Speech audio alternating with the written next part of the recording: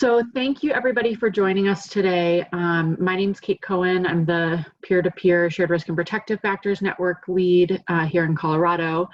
And we're excited to start the virtual meeting. Not exactly what we had intended when we got started planning this meeting months ago.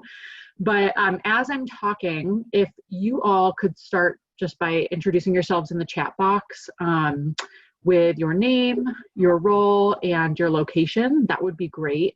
I would love to hear from each and every one of you, but I think with 40 plus people on the call, it'll just be easier if we do it in the chat box. So yeah, like I said, this wasn't necessarily our original plan, but many of you know that we had hoped to have an in-person meeting here in Colorado a couple days ago. And that was going to be at the Shared Risk and Protective Factors conference that we hold annually. Oh, whoops, there we go.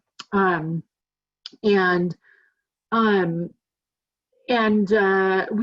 think we think it's still really important to come together in person and to do that, and hopefully that we can do that next year and continue to learn and network with each other, and we really want to do that in person and meet all of you at some point soon.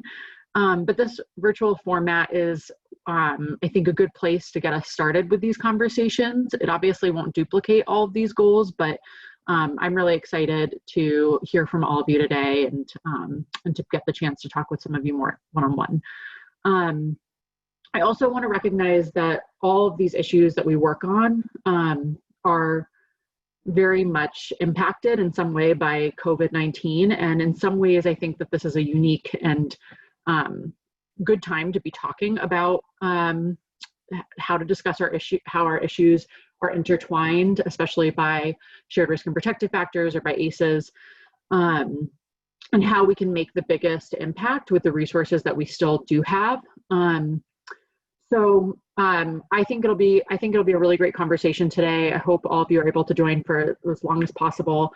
And basically, if you didn't see the agenda, we're going to be having a language discussion here in a little bit with some time for breakout groups and talking in small groups so that we can meet each other one-on-one. And then we will have a short break and then come back together for a panel of folks from around the country that are working on shared risk and protective factors in their own communities. And we'll have time for Q&A after that. And then after that, we'll talk about some next steps. So with that, I think we can get started early, Lindsay. Let's see. Yeah, so Lindsay I'm going to hand it over to Lindsay to lead a discussion about language and not getting too wrapped up with the lingo that we use for shared risk and protective factors, and focusing on strategies and outcomes. So I think everyone will get a lot out of that. Lindsay, do you want to take it away? Sure. Thank you, everyone. It's great to see so many of you were able to join on a Friday. I share Kate's disappointment that we don't have you all at our annual Shared Risk and Protective Factor Conference in Keystone right now. Though I am not in Keystone, it I think is supposed to be beautiful weather right now, and would have been a really good time to do a workshop, and just appreciate the flexibility that everyone is having to participate in this time. So we are going to start. I think it's good, since this is sort of the kickoff of I know we've had a few webinars and things for the Shared Risk and Protective Factor peer-to-peer network. And, think for sort of a longer conversation where we're featuring several states and local communities that are doing shared risk and protective factor type work. It's always good to start talking about the language that we're using and do a little level setting and have some conversation just to make sure that, we can kind of understand that different people may talk about these concepts in slightly different ways, and that is okay. No, but somebody told me about it. And so just a few reminders. We are going to, I'm going to open up and just kind of set the stage a little bit. And then I'm very happy to have with us today Sharon Gilmartin from the Safe States Alliance and Victoria Plus from the Association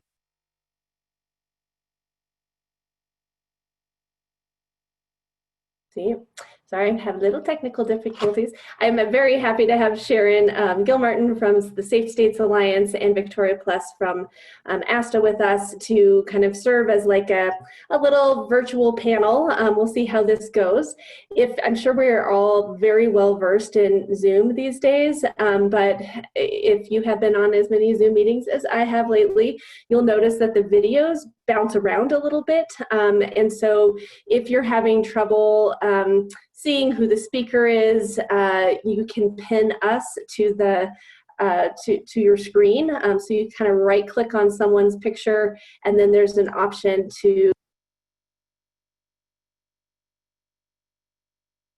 I really like Kate. I'm going to pin Kate in my video so I can see the waving no one can hear. I will try to keep an eye on my my sound cutting in and out, and may call in from my phone since my computer is not cooperating with me. So anyway, if you pin us in there, you'll be able to see us. I have just a couple slides, and then I think I'll turn it into more of the gallery view so that we can see each other a little easier, and that should make it easy to facilitate. So with that, I am going to just, talk. I stole this slide, I think, at some point from Natalie Wilkins at CDC. And I just always really like this picture of, the silos that we all tend to. Sorry, I should have pinned Kate. So we all tend to work in some silos sometimes, and, really trying to figure out how, with the work that we do, we can have maximum input and impact across the board on all of the topic areas that we really want to be working on. And so, part of why we were really excited to have a shared risk and protective factor peer-to-peer network is because in Colorado, we're super passionate about trying to and look at our work in different ways, and to try to maximize the resources we have to achieve multiple outcomes at once. So I know that lots of you are familiar with several different frames of language and framework. So one of the things that we often hear lots about, particularly lately, this seems to be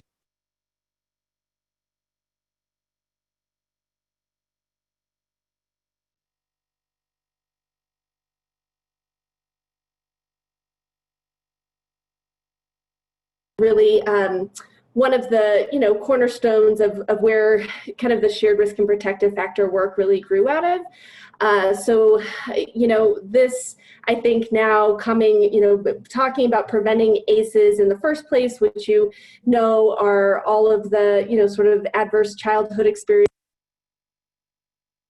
can experience relative to experiencing losses in their community, economic strains, witnessing violence in their homes, et cetera, can have an impact on both physical health and behavior.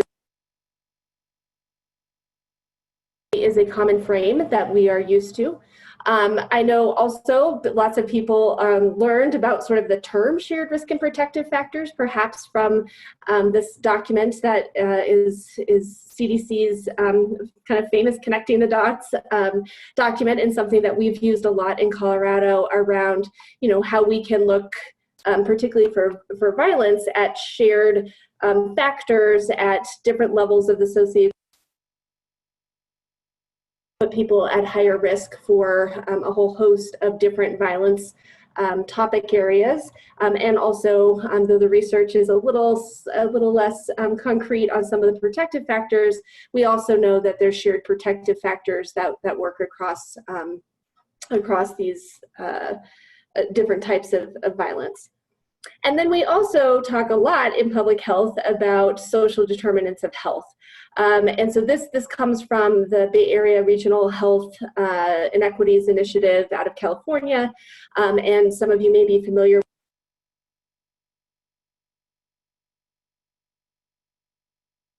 experience. There is sort of some fads that come with different language and lingo to talk about things that sometimes are very similar. So, this framework is really looking at how social inequities like race, sexual orientation, those types of things, lead sometimes to institutional inequities, disease and injury, etc. So, we spend a lot of time across different program areas. I had an opportunity last year to speak from some chronic disease partners at a national conference, and they framed everything around social determinants of health, and it really struck me about how similar that is to the way that in Colorado we sometimes use the term shared risk and protective factors. So I'd like to do just a quick little poll to sort of see where you all are at with looking at a shared risk and protective factor approach versus preventing ACEs versus social determinants of health. And see if you, I'm going to launch this poll. I'm just curious, from your perspective, do you think that there's a difference between the terms, or is this something that is, at the heart of it sort of similar? So I'll give you a couple of minutes to answer here. I really apologize that I keep having to look and demute myself. It has a mind of its own.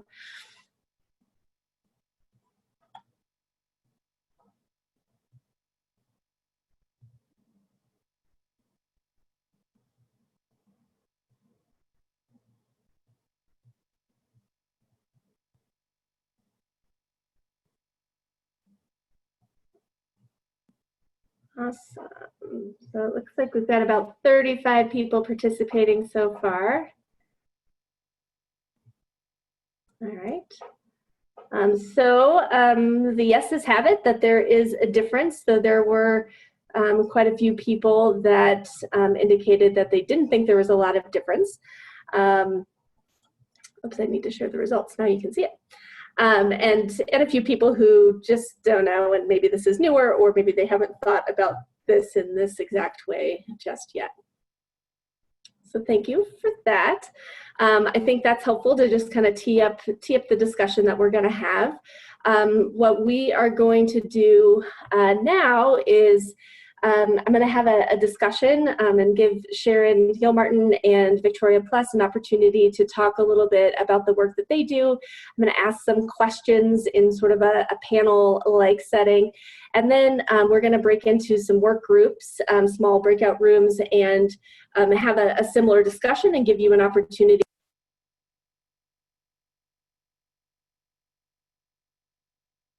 in the breakout rooms. We will have a little bit more time to share and have you get to know each other just a little bit. So if you are if you activate the speaker view in Zoom, you should be able to easily sort of see who is talking across the board. So first, I'd like to introduce Sharon Gilmartin, who I hope will be able to tell you a little bit more about her role. But Sharon is the Deputy Director of the Safe States Alliance, and I'm really happy that you've joined us today, and very fortunate that I've had a chance to work with Sharon quite a bit over the years on shared risk and protective factor topics. And Victoria Pless, who is a social and behavioral health analyst at ASTO. I met Victoria a little bit more recently, but she also has been doing quite a bit of work around shared risk and protective factors and in collaboration with CDC and others. So we're really happy to have you here today.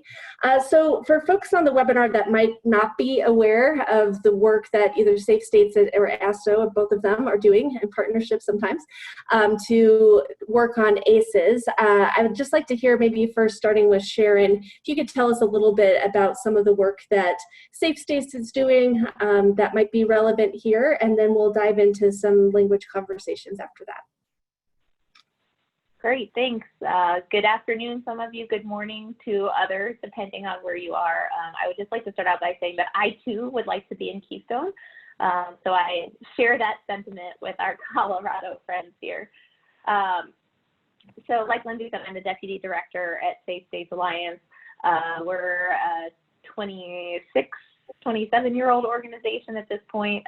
We first started out working specifically with injury directors at state health departments, and has just, over the years, as the field has evolved, so has our membership. And so now We consider all injury and violence prevention practitioners part of our family, and that includes hospitals and healthcare organizations and local health departments and researchers and community-based organizations and everybody in between. So specific to Lindsay's question around shared risk and protective factors, this has been an area where we have been working for a while, but, you know, to the point of this conversation, really had different terminology around it throughout the years. I think the shared risk and protective really started being used in this most recent round of the core state violence and injury prevention program grant, the core SIP. And so we started out doing more general support, series of peer learning calls, bringing in partners from different fields, and just learning more about what states are doing in those areas. And we got the overwhelming sense that there was a lot of interest in taking on a shared risk and protective factor approach, and people were pretty gung-ho when it came to wanting to go that route. And then everybody seemed to encounter this moment of, like, in practice, what do I do in my program? So safe states started working to provide more individualized technical assistance for states, working on it's sort of a package of doing an assessment to learn about where your department or division or agency, depending on what your hierarchy looks like, what the comfort level is, what the understanding is of how it actually applies to various programs, and then thinking about where also those feelings of concern are, or where you're hitting pause and having a hard time getting momentum, and then using that assessment into a series of training and technical assistance activities that introduces your whole team to key concepts of shared risk and protective factors. And when I say your whole team, I mean it's down to like admin staff, to your EPIs, just so that, you know, if you're asking somebody to submit a grant on your behalf and it's not something that they're used to seeing, now they have a better foundational understanding of why it is that you're trying to put something through that maybe looks a little different to them. Or if you're asking your EPI to run analyses that they wouldn't previously have been asked to run for a particular funding source, why it is that you're asking them to do that. So the trainings, they encompass the key concepts, and then it starts to do a deeper dive into applying the various concepts and sort of the approach to your actual portfolio. The other thing that we heard a lot from those conversations is that people were feeling stuck in approaching their partners, and you know, very apropos to what we're going to talk about today. It felt like people couldn't really approach their partners before they even had a strong understanding of the approach themselves. And you know, we know that this isn't a one-size-fits-all process, and it's really a paradigm shift more than anything else. But states or the people who are going to be the driving force behind these types of approaches and initiatives really have to understand the thought process behind them before they can start doing the engagement with other partners and help them get on board. So we have put together, we're calling it the Connections Lab, a fabulous name, and an even more fabulous resource.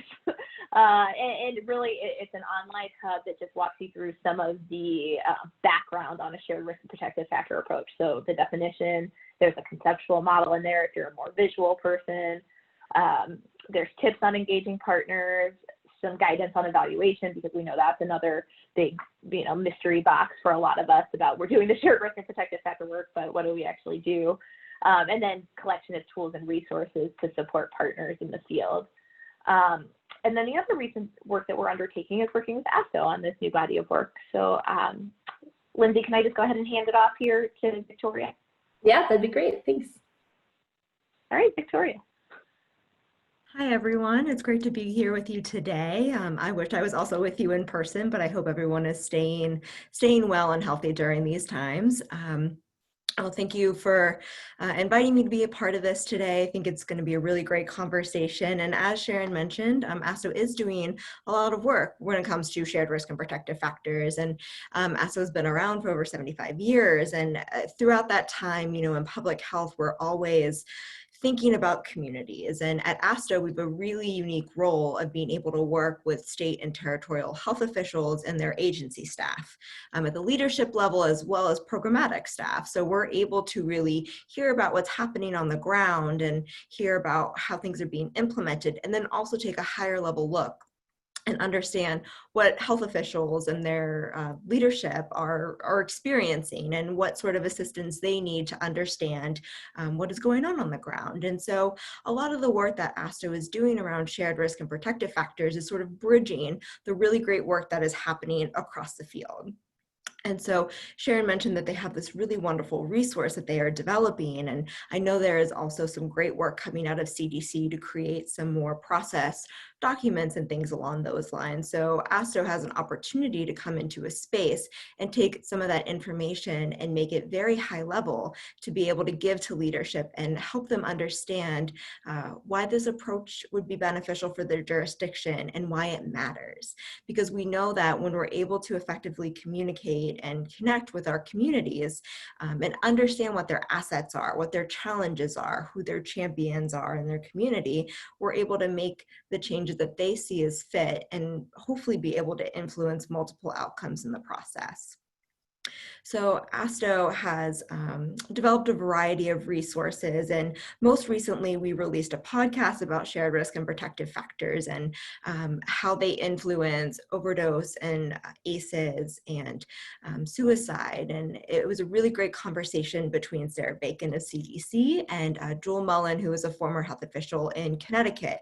And I think especially in these times, COVID is starting to really pull back the curtain on what we sort of already knew all along, is that if we're able to use these approaches and understand the communities and support policies and funding innovations that really get to the heart of risk and protective factors, we're able to really make meaningful change across outcomes. And so there's a really great opportunity to bring everyone together. And I know that this is through OD2A, and in my portfolio, I do work with our social and behavioral health team on the OD2A grant. So it's great to be here as a part of that. And I'm sure that everyone has been pulled in a variety of directions as it comes to COVID, but the overdose epidemic doesn't stop. And so being able to take a step back and look at these factors and understand how we're able to address multiple public health issues, I think we'll just be able to further support our health agencies across the country at a variety of levels.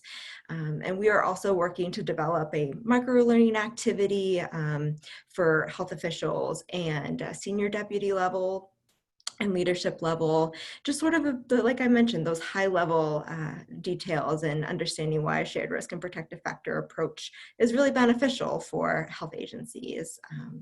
And so we'll be curious to see if anyone has any input on that.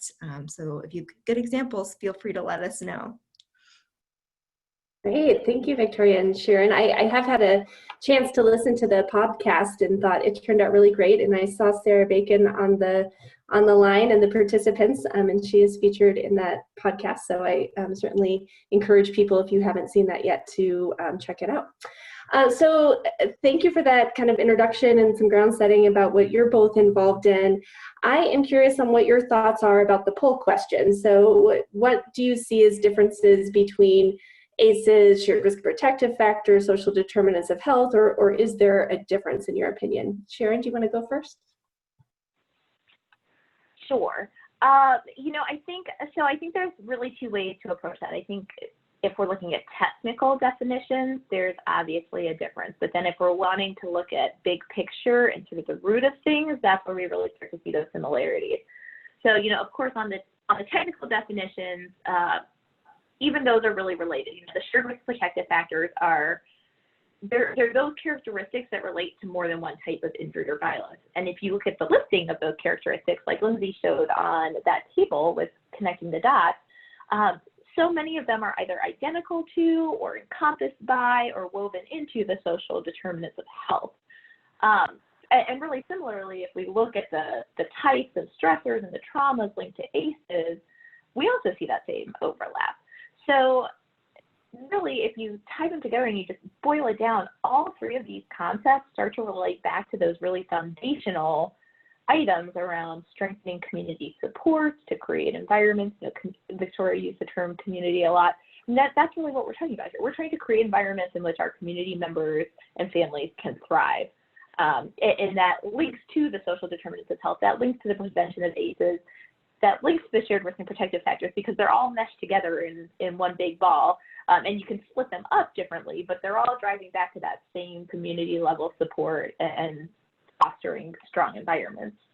I wonder if I could also maybe use this opportunity to make a quick point in relation to this, because I have heard a lot of people voice concern that this is just the flavor of the month, that this is just a term of the, it used to be social determinants of health, now it's shared risk and protective factors. What's it going to be next funding round, or what's it going to be next week even? I think we can call it whatever we want. That's sort of the thing, right? We can call it whatever we want. Ultimately, we know that these upstream factors, whether you want to call them X, Y, Z, or potato, or put any label on it that you want, we know that it's those upstream factors that can really make a difference on all of these different outcomes. So I think if we can remind ourselves of what we're really trying to accomplish about investing in our communities, strengthening our communities, those nurturing environments, and we sort of take away the mystique of these fancy terms and are able to keep our focus on that end goal. I might have diverted a little bit there. No, I think that's totally right on. Thank you. Victoria, what do you think? I would echo with what Sharon was saying. I think, yes, there is a technical difference when we're looking at these phrases and these terms, but I think it goes back to what I was saying earlier. Communities know their assets and their challenges and where they want to go. And so understanding that, you need to connect with them and use the language that they're familiar with. Sometimes we do get locked into our jargon, and sometimes we go into communities and they just don't understand what that means, and it gets confusing. And then alignment from goals and priorities may get crisscrossed, and we might not be able to make it to those end goals because of the jargon that was in the way. And so really just taking the opportunity, and I think this goes back to what public health does best, is just understanding your community. Who's at the table? Who are the stakeholders that you need to connect with, and why is that important? And doing that work up front is really going to benefit you down the line, because you'll have the trust. And I know we mentioned that a lot, but trust is really vitally important to be able to make positive outcomes. And so I think there's the technical difference in these, but Sharon really did say it best. You step back and you really take a look at what we're trying to accomplish, and we all are working towards a lot of the same goals. And so connecting with each other in the best way fit for the community is, I think, where things are very, very similar. Great. Well, speaking of, sort of partners and figuring out how to work best with your community,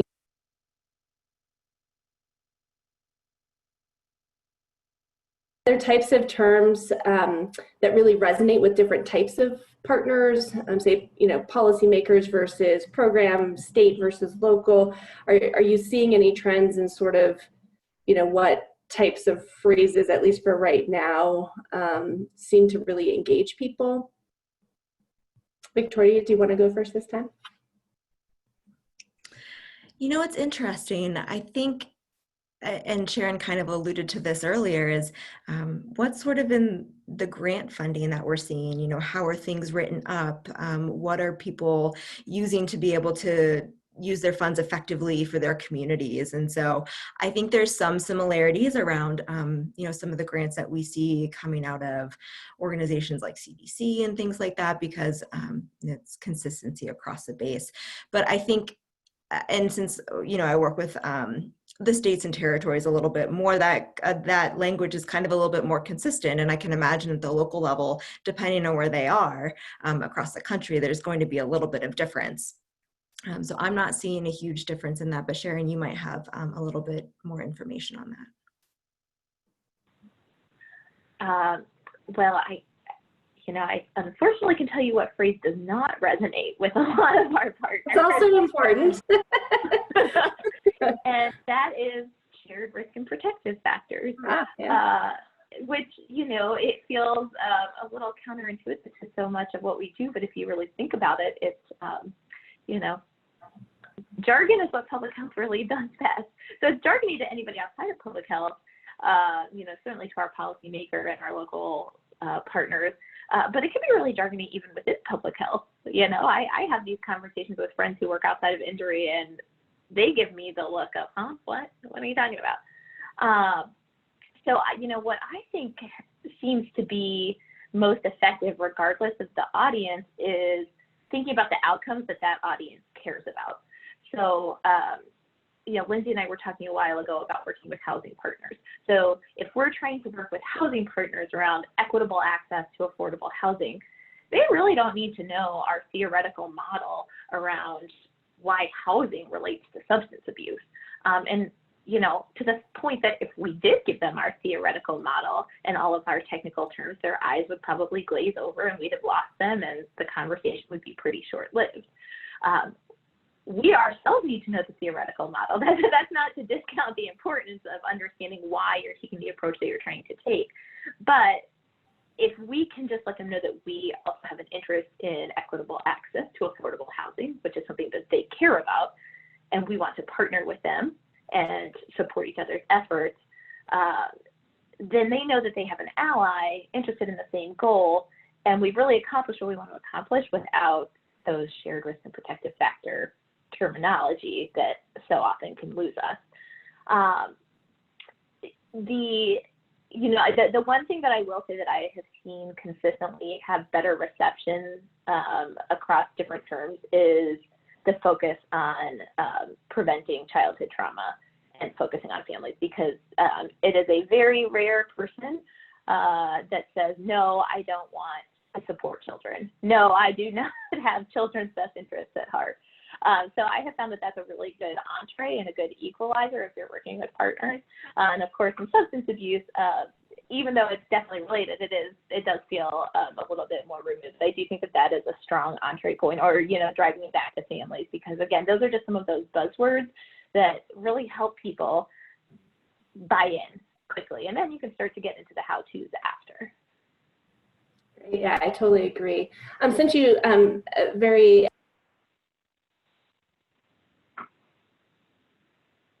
whenever I talk is when it doesn't, so that is something interesting to puzzle on later. Speaking of substance use, and knowing that, you know, this is a learning collaborative as part of the Overdose Data to Action Cooperative Agreement that many of us have, I'm just curious about what your thoughts are, or what opportunities you see, particularly related to overdose prevention and the outcomes that states are looking to achieve with that funding as it relates ACEs, shared risk and protective factors, et cetera. You know, it's something we've been, and why Sharon and I were having that conversation the other day about housing, you know, something that we've been thinking about a lot of, you know, particularly in light of COVID and how things are changing. It seems, you know, given budget constraints and, you know, lots of exasperated, you know, risk factors that I think could really impact overdose related outcomes. I'm just curious what opportunities you might see, or windows of opportunity. Sharon, do you want to go first? You know, I would say that I think taking this type of lens to our work, what it does is it opens up the door to different types of partners. And truly, I know that this is a field where so much good work has already been done in this area, and I actually think substance use and abuse is probably more of a leader in that area about engaging other sectors and other types of partners than maybe some of the other injury and violence prevention topic areas are. You know, so I think it gives us this chance to really peel back the layers. We know that substance abuse, there are risk factors for substance use and abuse, and then substance use and abuse in and of itself is a risk factor for other forms of injury and violence. So I think on the evaluation side, we have opportunities. Certainly long term in terms of outcomes, we have great opportunities, and can think Colorado is such a leader in this about using interventions for one for a risk factor known to be tied to one topic, and start to think about implementing that with an eye for other injury outcomes. I think housing and the economic factors, particularly with where we are with COVID, are just glaring opportunities for us to really jump in with those particular networks and see what we can do, both for secondary intervention at this point, but then also starting to be more forward-facing for primary type prevention. Great, thank you. Victoria, what opportunities do you see? Yeah, I think there's so many, and I think Sharon listed out quite a few, and I'm thinking specifically about, the OD2A grant, and I think there's some things written in there, and I know that the states are taking on. I had the ability to talk to many of the states last year to learn about what their plans were for the OD2A grant, and I think about a lot of the programming efforts that are going to be implemented, and there's that state and local partnership component to this grant, and I think it's a really great opportunity to connect with people who are on the ground and maybe continue to foster relationships or build new ones depending on how things have been going in a particular jurisdiction. I think there's also a wide range of opportunities and programs. People are really looking to peer-to-peer networking through this, but also implementing peer-to-peer education when it comes to those who have actually experienced, substance use and things along those lines, to be able to connect with people and really be able to advocate for those efforts.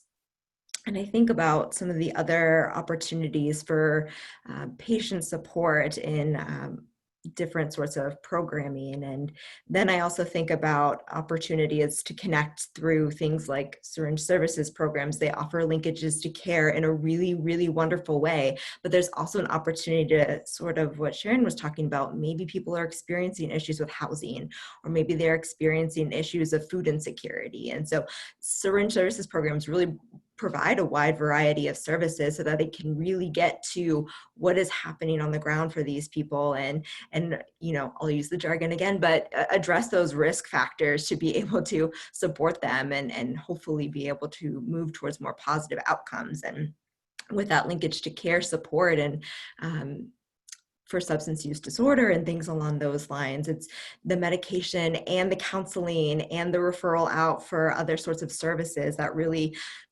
substance use prevention efforts are really doing a lot of work in. And so I'm very excited to see how this continues and the partnerships build. The peer-to-peer networking opportunities through OD2A2, I think, just give an opportunity for state sharing and jurisdictional sharing across the board to learn from one another. Great, thank you. And I'm really excited about the second part of our discussion here, where we'll get to hear from some good work that's going on along those lines. So thank you.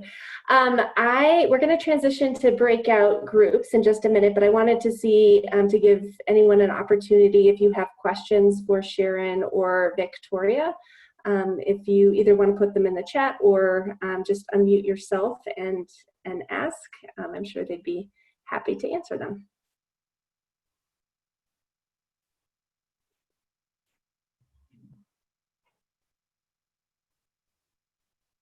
This is the awkward part where I'm still learning how much silence to let happen. I'm not great with it. Probably why my microphone shuts me up. Somebody just said on a meeting the other day, 11 seconds is how long it takes for somebody to feel uncomfortable and pipe up.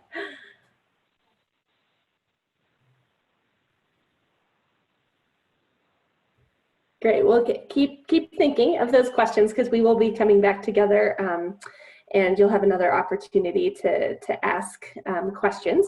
So we are gonna split up. It looks like about 50 of us on the call here. So we're gonna split into 5 groups of 10. And if you have not done breakout groups before, just a reminder on how they work. You are going to see on your screen an invitation to join a room. You need to click accept, otherwise you'll be hanging out in the in the main lobby with me, and I'll help walk you through it if that happens. And then you are going to Zoom off there. We do have facilitators in each of the breakout rooms. So if you are a facilitator, if you could not accept your appointment until I assign you so that you don't get randomly assigned to the same groups, we'll do that. And then when you get together, the first couple of minutes, I'd love you just to introduce yourselves. It's hard on these calls to get to know each other, but we'll at least do it in a smaller group of 10, so you have a chance to see who. And the facilitators, luckily I am not one. I'm going to pop around to the different groups. So the facilitators have some questions to just get the conversation going. But in general, we're curious just around what your thoughts are, what language you're seeing is resonating with partners for you around shared risk and protective factors, or anything you want to share with your colleagues around things or questions that you have that we might be able to bring back to the larger discussion. If someone in your group can volunteer to just jot down a couple of notes, we're going to be in the groups for about 15, 20 minutes, and then we're going to come back together and just have just maybe a 1 to 2 minute summary of what each of the groups discussed, and then an opportunity for some questions. Does that, hopefully that makes sense. Does it not make sense to anyone? I'm also learning to ask my questions in the opposite direction. Does anyone have questions before we break out? I will be helping make sure everyone gets where they need to go, and then you will see me zooming into your various groups, and I'll just zoom into each of them along the way. So I will get that going now. Great. Everyone should be back now. I apologize for the introduction. I meant to have me leave the breakout room, not end it all for everyone. So I apologize. My tech difficulties are also user error, in addition to the mysterious thing happening with my computer. So hopefully you had a chance, I know that wasn't a ton of time, but hopefully you had a chance at least to hear a little bit about who is on the call. I don't want to spend a ton of time doing large group debrief, but would like to just hear a couple of comments from each of the groups if people are willing to share. Kate Cohen, does someone in your group or you want to share a couple of thoughts about what happened in your group? Sure, Laura, do you want to go ahead? Hi, this is Laura, scribe for group 2. We talked a lot about how examples are most helpful when we're talking about shared risk and protective factors for people who aren't familiar with that particular terminology. Really saying what we mean as opposed to using public health jargon, giving examples, tying our conversation in with different kinds of issues that people can relate to, those kind of common sources of pain. Another thing we talked about was really talking about keeping the emphasis on children and framing the protective factors around what keeps children and families safe, because people love to support children and families. I'll leave it there. Great, thank you, that's perfect. Colleen, how about from your group? Sure. In our group, we actually spent a lot of time on introductions and talked a little bit about shared risk and protective factors during that time, or about the approach and people's experience. But I think two kind of key takeaways is that there was, agreement around that, the language that you use sometimes depends on which group you're talking to, and sometimes the language gets in the way, but at the end of the day, the upstream approaches and strategies are the same, or can be the same across social determinants of health, shared risk and protective factors, and ACEs prevention. And then I thought it was worth sharing a point of that Deborah brought up in our group, that I think that she had mentioned that it's also important to think about how the different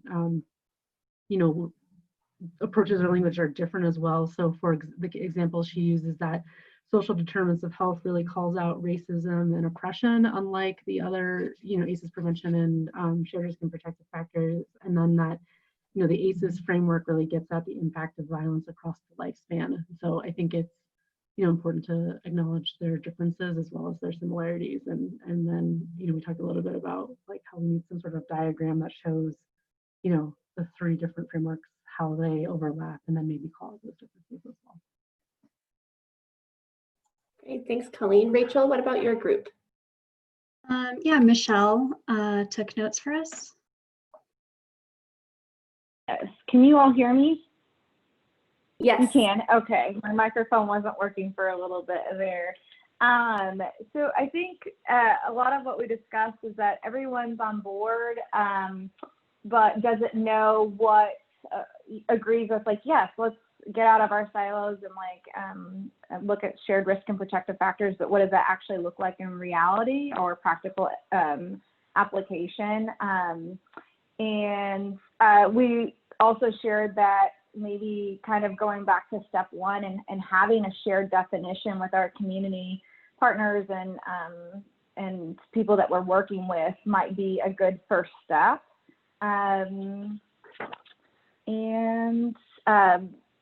Somebody mentioned that it's always important to know your audience. Learning how to speak their language is really important. Again, that goes back to like reframing and having a shared definition. Business and policy people want to see proven results, and it's important to share those with each other so that we can come together at the forefront for that. As someone mentioned, had to have a lot of talks about how to emphasize how it fits into a lot of areas. Yeah, that's it. Great, thank you, Michelle. Victoria, what about your group? Yeah, so we had a wide variety of people in our group from a variety of roles, which I think was really great in terms of perspective and being able to understand where people are coming from. And there were some that had a lot of experience in working with shared risk and protective factors, and some who are really just getting started. So I think that was really cool to see the range there. And we talked a little bit about data and how do we get data to be able to talk about this and present it to partners. And so there is some work going on to in Alaska to gather data qualitatively and quantitatively and be able to present it to people and be able to make change through that. And then additionally, someone mentioned collective impact and how, you know, someone who, like the steering committee, may want to use very theoretical approach to something, but meanwhile, the people who are doing the work on the ground really are seeing a disconnect. So how can we build the bridges between those two groups and be able to come up with some sort of common language so that everyone can kind of understand where we are, and like we've been talking about this whole time, really move towards making positive moves for outcomes. So very excited to see how some of this work continues with people from the group.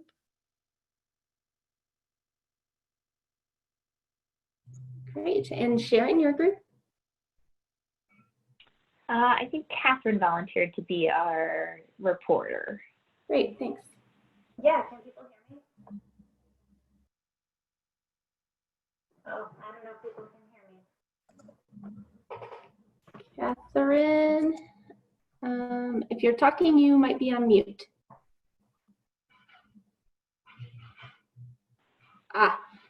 Catherine's mic is caught what my mic has and is not able to share, so she's gonna share in the chat box a little bit, which is fine too. Sharon, is there anything you wanted to just summarize while she's putting the details in?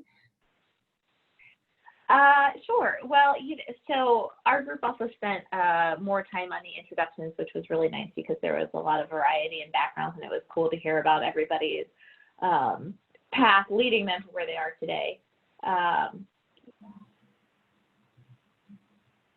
Yeah, so Catherine just shared about thinking about, really thinking about who's receiving the message and what's important to them. That focus on the positive instead of the negative was something that one of the constituents had shared with one of our group members, that they wanted to hear more about the protective factors than about the risk factors and what was working well. It also sounded like we had a lot of folks who this was a newer terminology, that social determinants of health were definitely the terms that were used more frequently, and that this has been talked about in theory, but not necessarily in practice. Great, thank you. And I see Catherine's adding a few things in the chat there you can read. Great. Thank you for doing that. I know that was hard, particularly when there was an interruption, a rude interruption where we zoomed back in together. So we're all practicing that. I wanted to thank you for your time in the groups and for those of you who helped the conversations going. We did get a question that came in for you, Sharon and Victoria, wondering if you could just share any sort of resources that either of your organizations may have or another organization that you know of to help kind of translate between the different nomenclatures. Is that something that you all are working on, or is it already exists that we can share? Oh my gosh, you guys, this is our connections lab. This is exactly what it is. It has this like great visual with social determinants of health and ACEs and shared risk and protective factors and relates all of them. And I don't know if I have the thumbs up to share the link yet. It is like in the final stages of development. So what I can do is I will see if we have the authority, if I have the authority and the okay to share it. If not, as soon as I do get that thumbs up, I will pass that along to Lindsay and her team to send out to the network. I can't imagine that it's going to be more than another 2 weeks. Great, thanks, Sharon. Victoria, anything you have from ASTO's perspective? Very exciting, Sharon. I'll throw that out there. I'm very excited to see the product. I would just sort of reiterate, Lindsay, you mentioned the from the CDC side, and then I'll talk about ASTO, but the connecting the dots, really great place to start, like the really good starting point for this. When it comes to what ASTO has been putting out, I do recommend listening to the podcast. They do talk about messaging. And I would also say keep a lookout for the microlearning activity we're going to be releasing. It will, have a focus on, why is it important for leadership to buy in, which I think is also very important. You want the programmatic staff and people who are doing the work to buy in as well, but leadership buy-in is just as important. So we'll have some information there about why it's important for them. And then I would also take a look at our ACEs policy statement. It really discusses why preventing ACEs is beneficial and important. And so I would point people to our ACEs policy statement as well. Great, thank you. Well, I think this was great. I know just sort of an introduction. I was going to leave you with a couple of my thoughts, which I think really echo what came out in the groups. And in my experience, trying to get momentum for using, what we tend to call more of an approach versus, this is the one thing that we're doing. I agree with Sharon and Victoria and others that, point out that there are some nuances that are differences between those different terms and how they're used and where they came from and why. But it's important, I think, to really get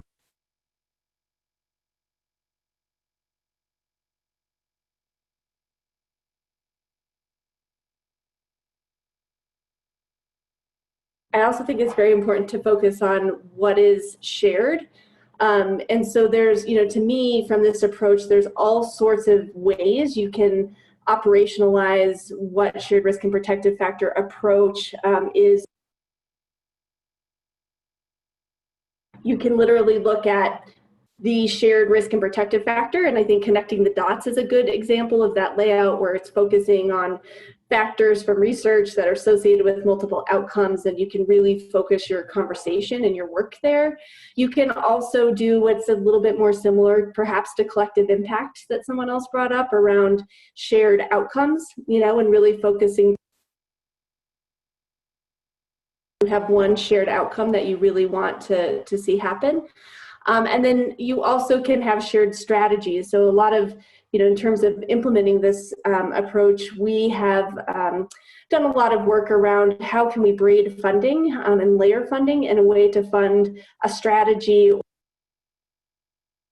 at a level that is higher than we would be if we didn't pool those resources and really figure out how to focus and expand strategies. You obviously have lots of shared partners. And shared funding is also part of, kind of implementing the approach. I agree and echo completely what came out, it sounds like, from the groups that, to really move things forward, you have to adapt to your stakeholders' language, even if that might be slightly outside of your own, and spend the time to understand, really what's the what are you talking about and how can you move it forward. So I will close out the conversation with that. Thanks again for your patience with all my technical issues.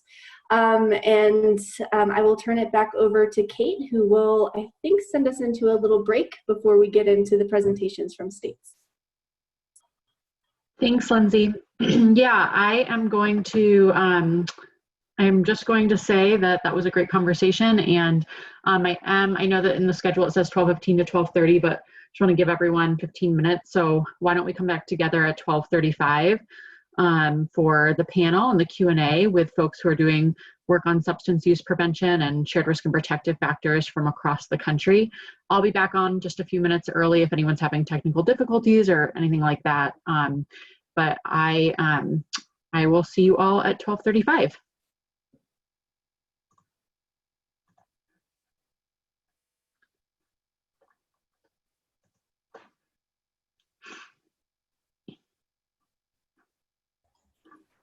Thank you, Victoria, too, for hanging in there. I really cannot believe this microphone. I'm going to pause the recording too, Kate. During the Q&A. Also, you can always come off of mute during the Q&A to ask questions as well, but I know for me it's nice to get them jotted down, so feel free to type those into the chat box. And if you're having any trouble hearing or anything like that, also feel free to use the chat box. But without further ado, I'm just going to introduce our first presenter, Lisa Skill from New York. Lisa is an education and training professional with over 20 years experience in the field of public health, including HIV, substance use, and domestic violence. She currently is a health program coordinator at the New York State Department of Health AIDS Institute, Office of Drug User Health, providing training and technical assistance to local health departments on community-driven, cross-collaborative efforts to address the opioid epidemic.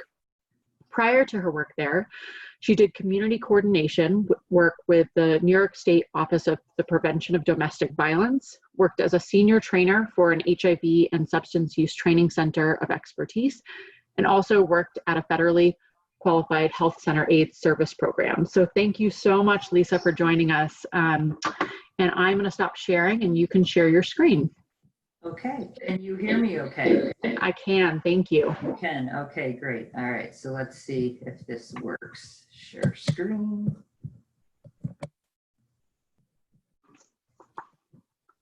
There we go. Okay, can you see that? We can. All right, let me see if I can put it on slideshow. There we go. Perfect. Right. Okay. Yeah. So thank you so much for having me. I'm going to quickly just talk a little bit about what we're doing here in New York State. I just want to wish everybody a very happy Friday, and my preferred pronouns are she, her, hers. Okay, so we're going to quickly just kind of go into looking at, I have to put this up, the funding statement. So quickly, I want to provide a background of what we're doing at the state level, because it has a huge impact on what many of our local initiatives that are happening across New York State. So in 2016, New York State actually for the first time included state level ACEs data in our Behavioral Risk Factor Surveillance System, BRFSS. Those questions consist of 11 questions that assess 8 categories of ACEs, 3 related to child abuse and 5 related to household dysfunction. The ACEs module does not include questions related to childhood neglect, so New York State did not add these on the survey. The important thing about this is that our local counties are actually using this BRFSS data along with their own secondary indicators such as socioeconomic status, access to care, things like that, to really build a picture of local toxic stress, which is so needed for that trauma-informed approach response. And we have a work group that consists of over 35 plus individuals from both state and community. This work group has really provided some final recommendations, which has actually created this action plan that we use to fully address ACEs through our New York State prevention agenda, which I'll quickly cover in a second. But through this, some of the recommendations were obviously we had to do some, really as a state entity, provide resources and training. So we actually have a trauma-informed care institute. It's out of SUNY Buffalo that we contracted with that do a lot of trauma-informed care trainings for all of our providers across New York State, both clinical and non-clinical. We also have trained our drug user health hubs. So at the AIDS Institute where I work, we actually fund drug user health hubs that provide an array of appropriate mental health and medication for opiate use disorder treatment to people who use drugs. It provides a lot of on-site facilitated, culturally competent care, and it works closely with, it fosters relationships with other programs like law enforcement, emergency services, and things like that. I think the most important part of this program, though, is that it really is very driven by that person of lived experience and people who use drugs. It's a very safe space. So they're actually really key in working with many of our partners across New York.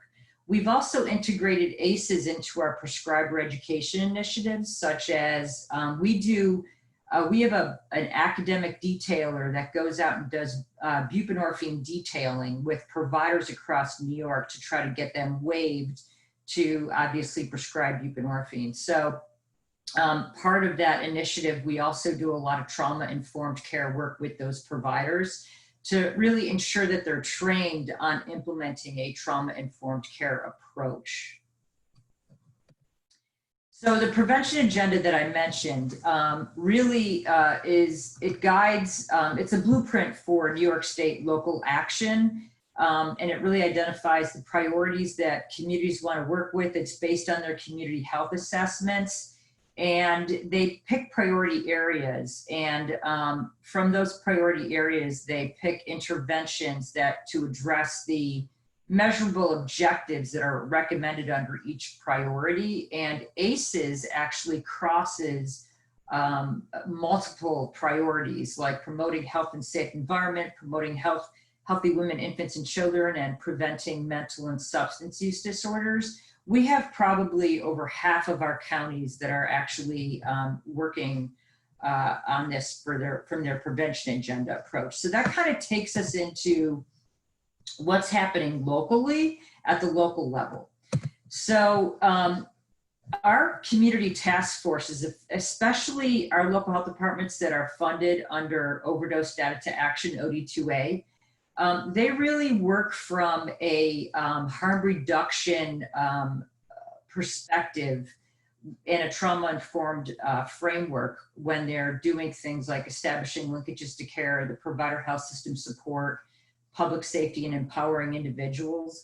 Harm reduction is really crucial. It's really grounded in all the work we do, because harm reduction is actually very intertwined with the trauma-informed framework of safety, trust, peer support, collaboration, empowerment, and looking at the cultural, historical, gender issues that are so tied into harm reduction, which harm reduction really is calling for that non-judgmental, non-coercive provision of services and resources to people who use drugs and the communities in which they live.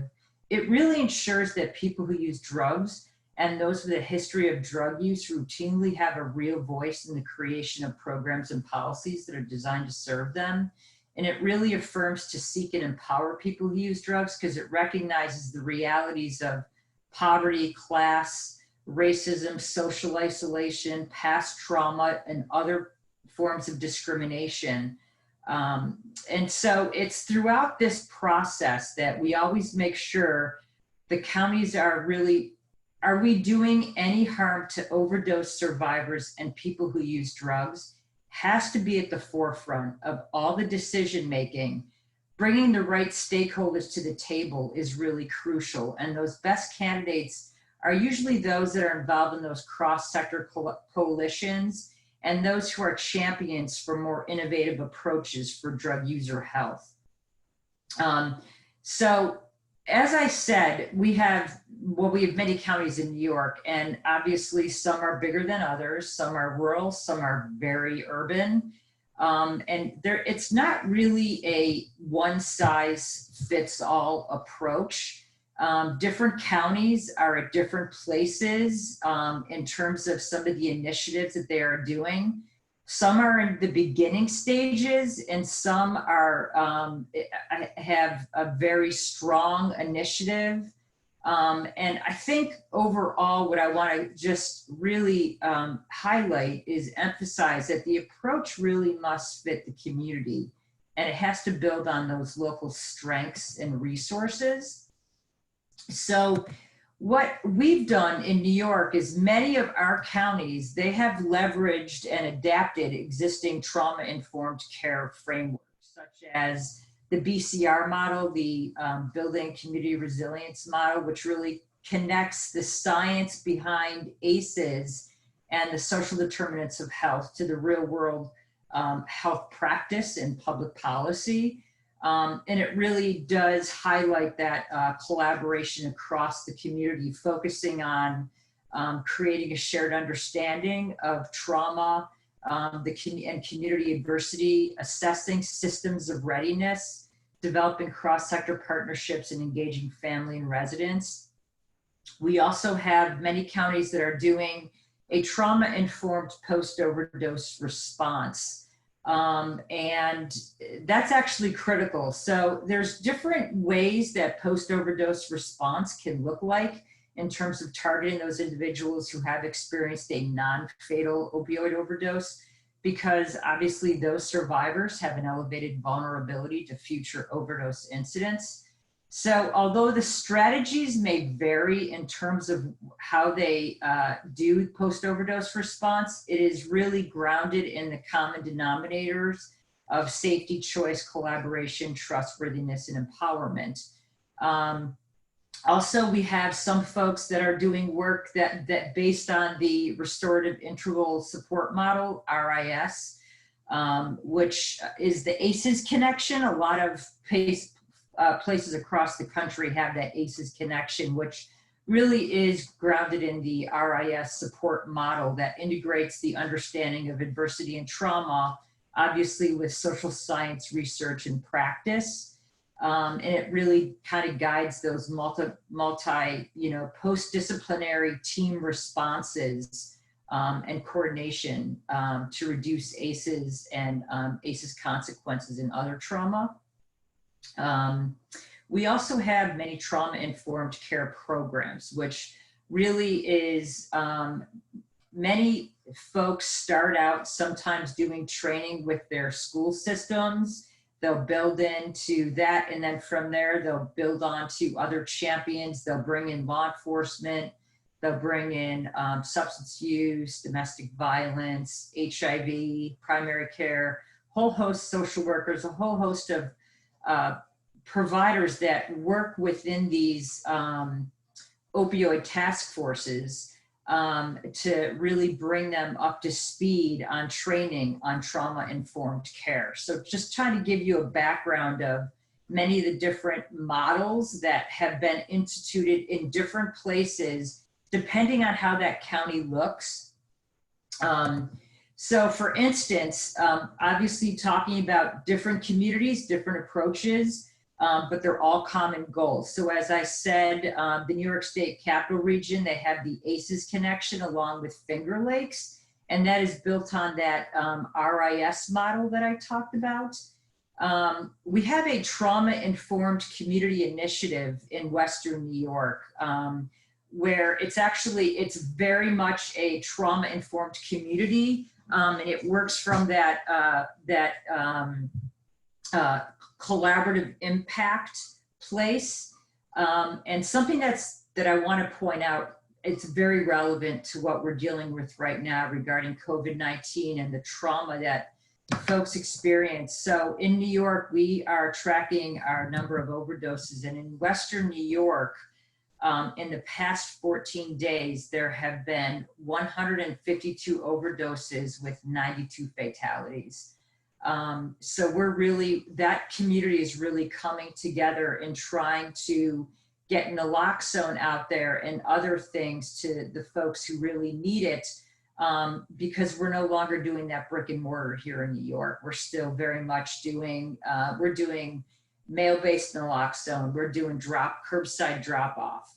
But it's really, the community is coming together to really address it, especially because it's not opioids that we're seeing right now. It's crack cocaine that's laced with fentanyl.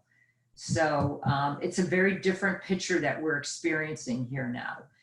There's also a Hearts Initiative, which is located in Columbia and Green. And actually Columbia and Green is right now also putting together an opioid overdose fatality review task force, which is then going to have a rapid response task force as a part of that. And they are tying in trauma-informed care to their fatality review, opioid fatality review. So that's pretty cool. The Hearts Initiative is based on the BCR model, that building community resilience model. And the Hearts model is actually located in Monroe County, which is also toward the western end of the state here.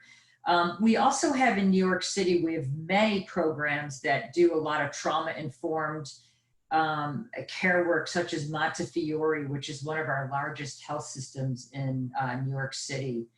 And we have so many other counties that have established ACEs task forces and are working on developing these cross-sector initiatives. And some counties are just starting out in the process of just trying to address stigma, because stigma is so huge that they're really trying to ground people in person first language as a first step in becoming those resilient types of communities. So a couple of things I just want to talk about, some barriers encountered and lessons learned from the folks at the local level. Competing priorities obviously is always something that we hear is huge when it comes to trying to put these trauma-informed task force initiatives together, funding, time investment, and also buy-in. And so some of the lessons that were learned is really to identify the internal and external champions. Those internal champions within organizations, but then also those external champions within the community that you can really bring to the table. Recognizing that change takes time. Collaborate, which is a central tenet of trauma-informed care, but we have to put that into the work we do when we are working with task forces. Investing in trauma-informed approaches in all the initiatives. Really investing in the data collection. So we're doing a lot of that right now in New York. And really building on those the local strengths. And this is so essential, but really acknowledging and highlighting. So we work really hard with our local health departments to ensure that the counties include people who use drugs and people with lived experience, especially those who have experienced an opioid overdose, because it really brings that unparalleled perspective as stakeholders. So choosing people with lived experience who can act as advocates really helps to balance the power dynamics that are sometimes take place within those cross collaborations. So meaningful involvement of people who use drugs in the design and evaluation of post-overdose interventions can really determine if that intervention is going to truly meet the needs of the community from a trauma-informed framework. And one last thing that you cannot highlight enough is do not overpromise. Communities that overpromise, what happens is that we've seen things fall apart. So many of our communities have learned that, yeah, this takes time, and to truly do this kind of work, it's building on those little small wins and things like that, and not overpromising to ensure that buy-in. So that's pretty much what I had for you. I'll stay on for the panel. Thanks, Lisa. That's great. And yeah, we'll have time to ask Lisa and other folks questions in a little bit, but let's see, you can stop sharing your screen, Lisa. Perfect. There you go. Thank you. And thank you so much again. That was a great presentation. And I'm really happy to hear about all the great work that New York's doing. Next, we're going to hear from Alaska. So we'll hear from Jessica and Eliza. So Jessica Feely was officially hired by the Alaska Department of Health and Social Services in February 2019. Prior to her employment, Jessica spent over a year as a CSTE Applied Epidemiology Fellow placed within the section of epidemiology and focusing on substance misuse. Projects included the authoring of a comprehensive statewide report on opioid misuse, development of the Alaska Opioid Data Dashboard, and analysis of marijuana surveillance data. Currently, Jessica provides surveillance and evaluation support across multiple programs and substances within the Office of Substance Misuse and Addiction Prevention. And Eliza Muse, who will be joining Jessica, has worked for the Alaska Department of Health and Social Services since 2011. Her first professional public health experience was working with the Alaska Tobacco Prevention and Control Program on tobacco policy and prevention efforts. Post-marijuana legislation, Eliza joined a team to focus on marijuana policy and education efforts.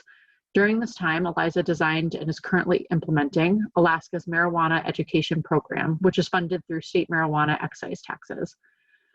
The program uses a shared factors approach and evidence-based strategies to develop public health interventions to minimize marijuana-related adverse health consequences in Alaska. So Eliza and Jessica, does one of you want to share your screens? I'm not sure who's going first. I'll go ahead and share mine, and then yeah, Okay. Eliza, just whenever she needs to change the slide, she can just say, and I'll change it. Thank you so much for joining us. And once you have your screen shared, I'll let you take it away. Okay, so how do I, let's see. Okay, Perfect. can you guys see that okay? Okay, good. Yeah. Okay, hi everyone. My name is Jessica Feely, as Kate mentioned, and I hope everyone's well and enjoying the virtual meeting. I should start by saying my dog keeps wanting to play, so hopefully he'll be a little quiet and won't whine too much. But so I just want to thank Kate for inviting us to chat with you all about some of the ways in which Alaska is utilizing a shared risk and protective factors approach for our substance use prevention efforts. And I want to make sure to mention that there are other groups across the state incorporating a shared risk and protective factors approach in their work, so we're definitely not the only ones. But today we'll be focusing our talk around some of Alaska's marijuana prevention strategies and why it was important for us to incorporate a deliberate shared approach. And my colleague Eliza Muse and I will be sharing our slides with you today. So Eliza and I work for the Office of Substance Misuse and Addiction Prevention. Sorry about that, which currently sits in our Division of Public Health. The office was established in July 2017 as a result of the governor declaring Alaska's opioid epidemic a public health emergency. And our scope includes not just opioids, but all substances that affect the lives of the Alaskan people. And our work is focused on upstream prevention programs, policy interventions, misuse and harms prevention, as well as community-focused interventions. And as mentioned, we utilize a shared risk and protective factor approach in the development and implementation of many of these strategies. And the development of our state's marijuana education program housed within our office highlights how we are able to use this approach to bolster current resources and broaden our reach.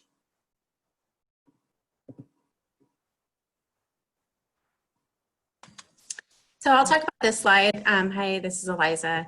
Our Marijuana Education and Treatment Fund, it took 4 years to advocate and pass policy change to fund this program.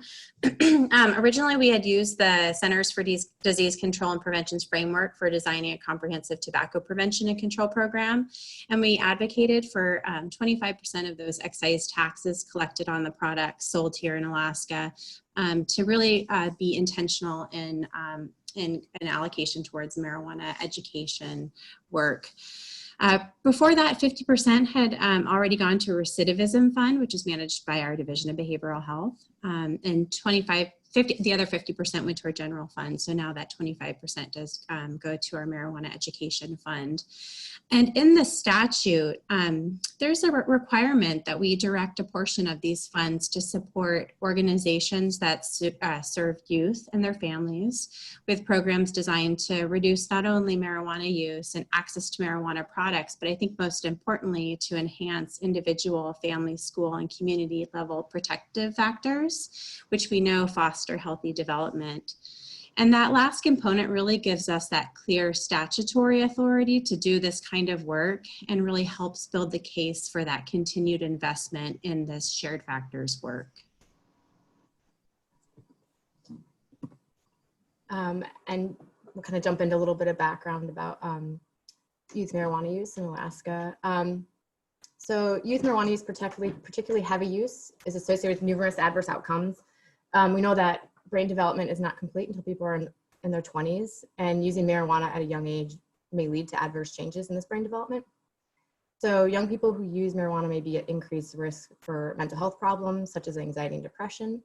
And young people who use marijuana regularly may also have a harder time learning, remembering things, may experience poor academic performance.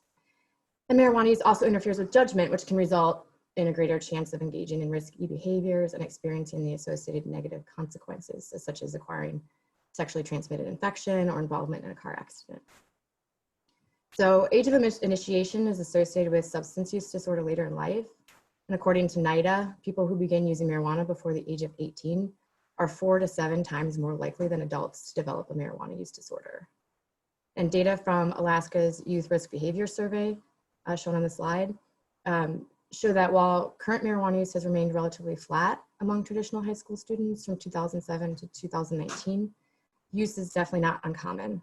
In 2019, 22% of traditional high school students in Alaska reported using marijuana at least once during the past 30 days. Additionally, 10% of traditional high school students tried marijuana before the age of 13. Again, these numbers are for traditional high school students, and we know that these prevalence patterns are higher for alternative and correctional school students. Comparing marijuana use to other substances can help put it into context. This slide shows the trends in current use of alcohol and cigarettes, which doesn't include vaping, compared to marijuana among traditional high school students. More Alaskan students use marijuana than smoke cigarettes. The declines in reported alcohol and cigarette use have both been greater than the modest decline in marijuana use until about 2013, where current use for all 3 substances appears to have leveled off. We attribute these trends to the fact that there's been sustained prevention efforts around alcohol and cigarettes, and not as many around marijuana use. Some of the strategies we can employ through a shared risk factors approach may reduce and prevent misuse and associated harms across all of these substances.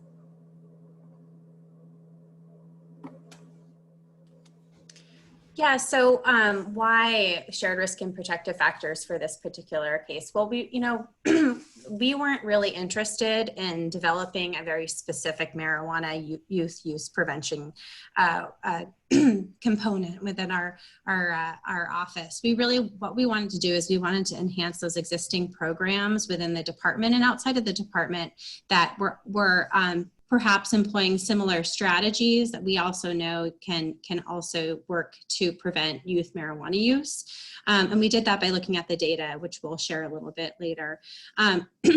We did this because we weren't advocating for adding another position within our office. The legislature, our policymakers, were not interested in growing government. And so we were able to use the statute and some political will to say, hey, we can do this if and only if you allow us to enhance existing programs within our department using a shared factors approach. So really, we were able to utilize this approach to say that we're creating efficiencies within our programs within the department and within the eyes of leadership, right? And so when we were designing our program, we knew, again, that those policymakers, they weren't interested in growing government at the time, and those increased efficiency of our state resources. So we reached out to our state partners who were working in those areas where we saw that shared factors related to marijuana use. So including suicide prevention programs, work within Alaska's alternative schools, where we know the prevalence is higher, with our alcohol prevention partners and the Division of Juvenile Justice, and found that, again, many of the same strategies that they were working on, while they might have different long-term goals, the strategies might also work well as marijuana prevention strategies when we did take a look at those data. And we saw those associations between marijuana use, other youth substance use, suicide, and youth recidivism.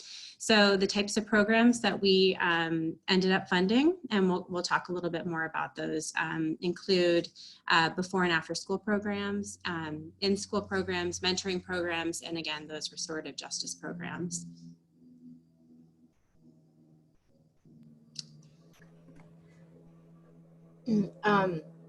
So these next two slides use Alaska YRBS data to show relationships between marijuana use and risk behaviors and protective factors. And it's important to remind everybody that these are just associations, and we cannot say that they cause each other, but our YRBS data shows associations between marijuana use and depression and suicide.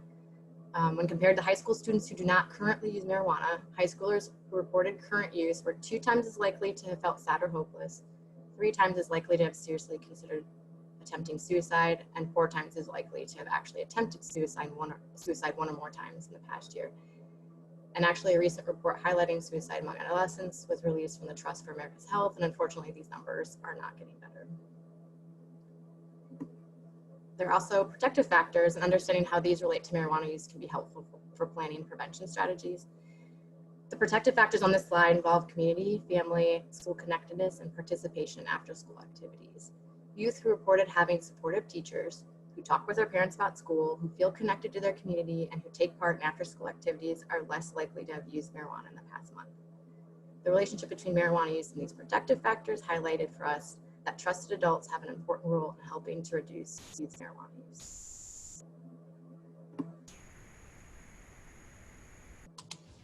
So I do want to give a shout out to Colorado on that last slide, looking at those protective factors. When we had originally been designing out our program, I participated on a multi-state collaborative looking with other states that have legal adult use markets, and had seen some of the research and publications that Colorado Department of Public Health and Environment had put out, several years ago. And I said, hey, I think it was Allie Maffey. I had reached out to her and I said, hey, where do you get your hands on these data and these relationships and associations, and how can we do something similar? And Allie connected us with I think it's Healthy Kids Colorado or Monitoring the Future data.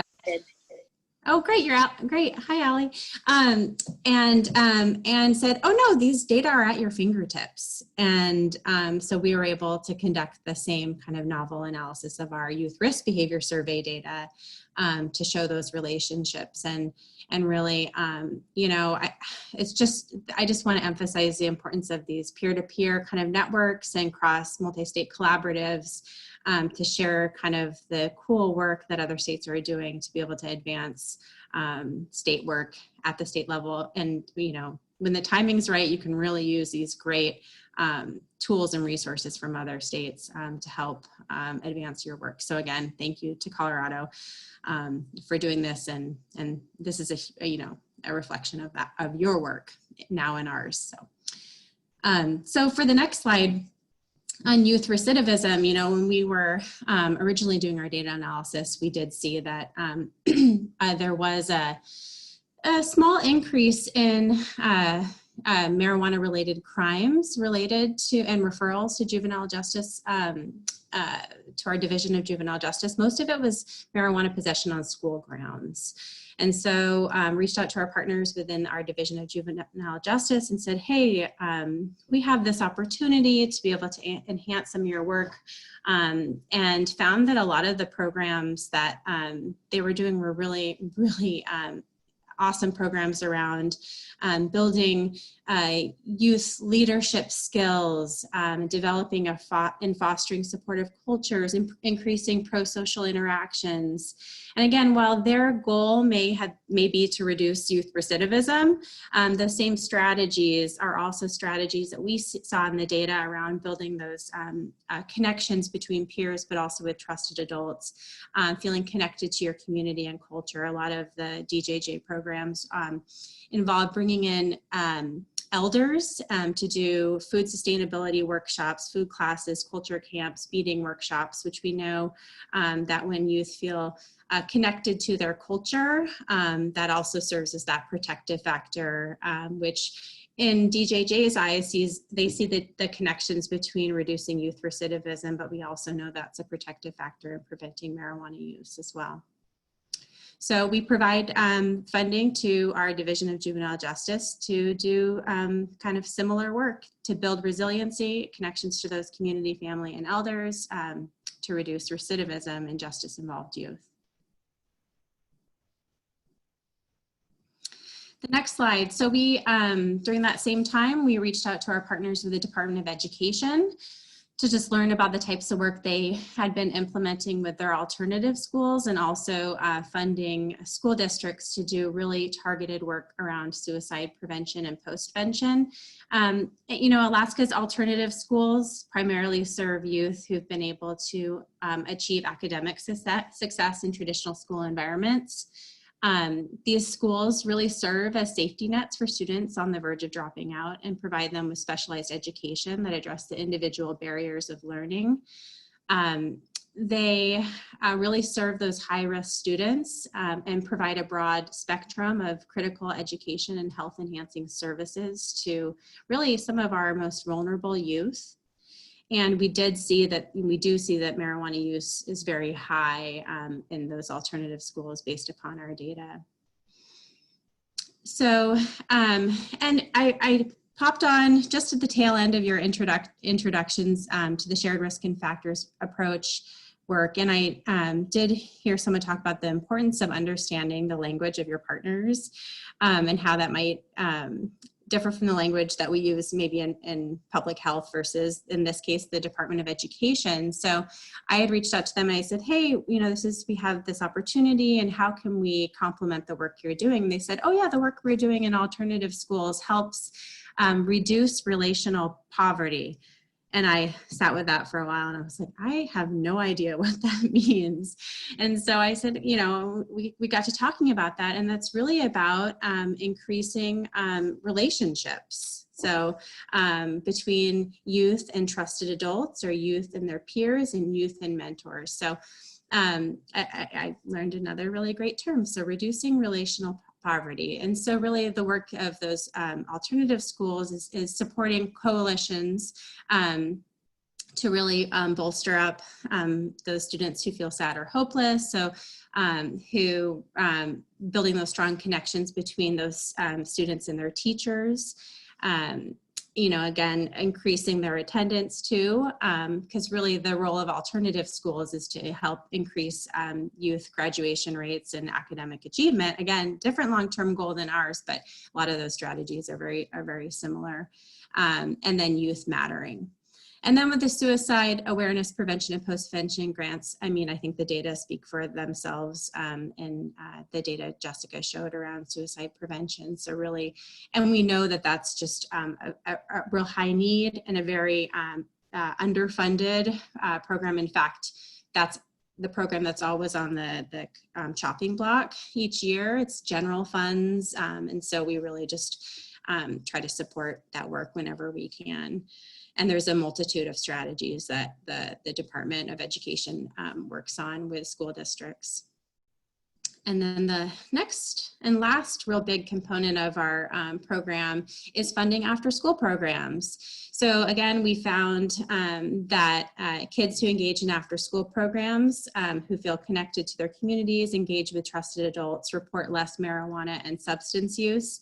We learned that after school programs serve a unique role as providing interventions that work along the social ecology from the individual level to the community level to empower youth, again, to foster healthy relationships and engage in healthy decision-making. Just really the perfect poster child of why protective factors matter and using that shared factors approach for funding after school programs. So it really is a new investment for the Department of Health and Social Services to be funding after school programs. The data and strategies are not new at all. It's just a new intentional effort on behalf of the department to fund a need, which we know serves as that protective factor for youth.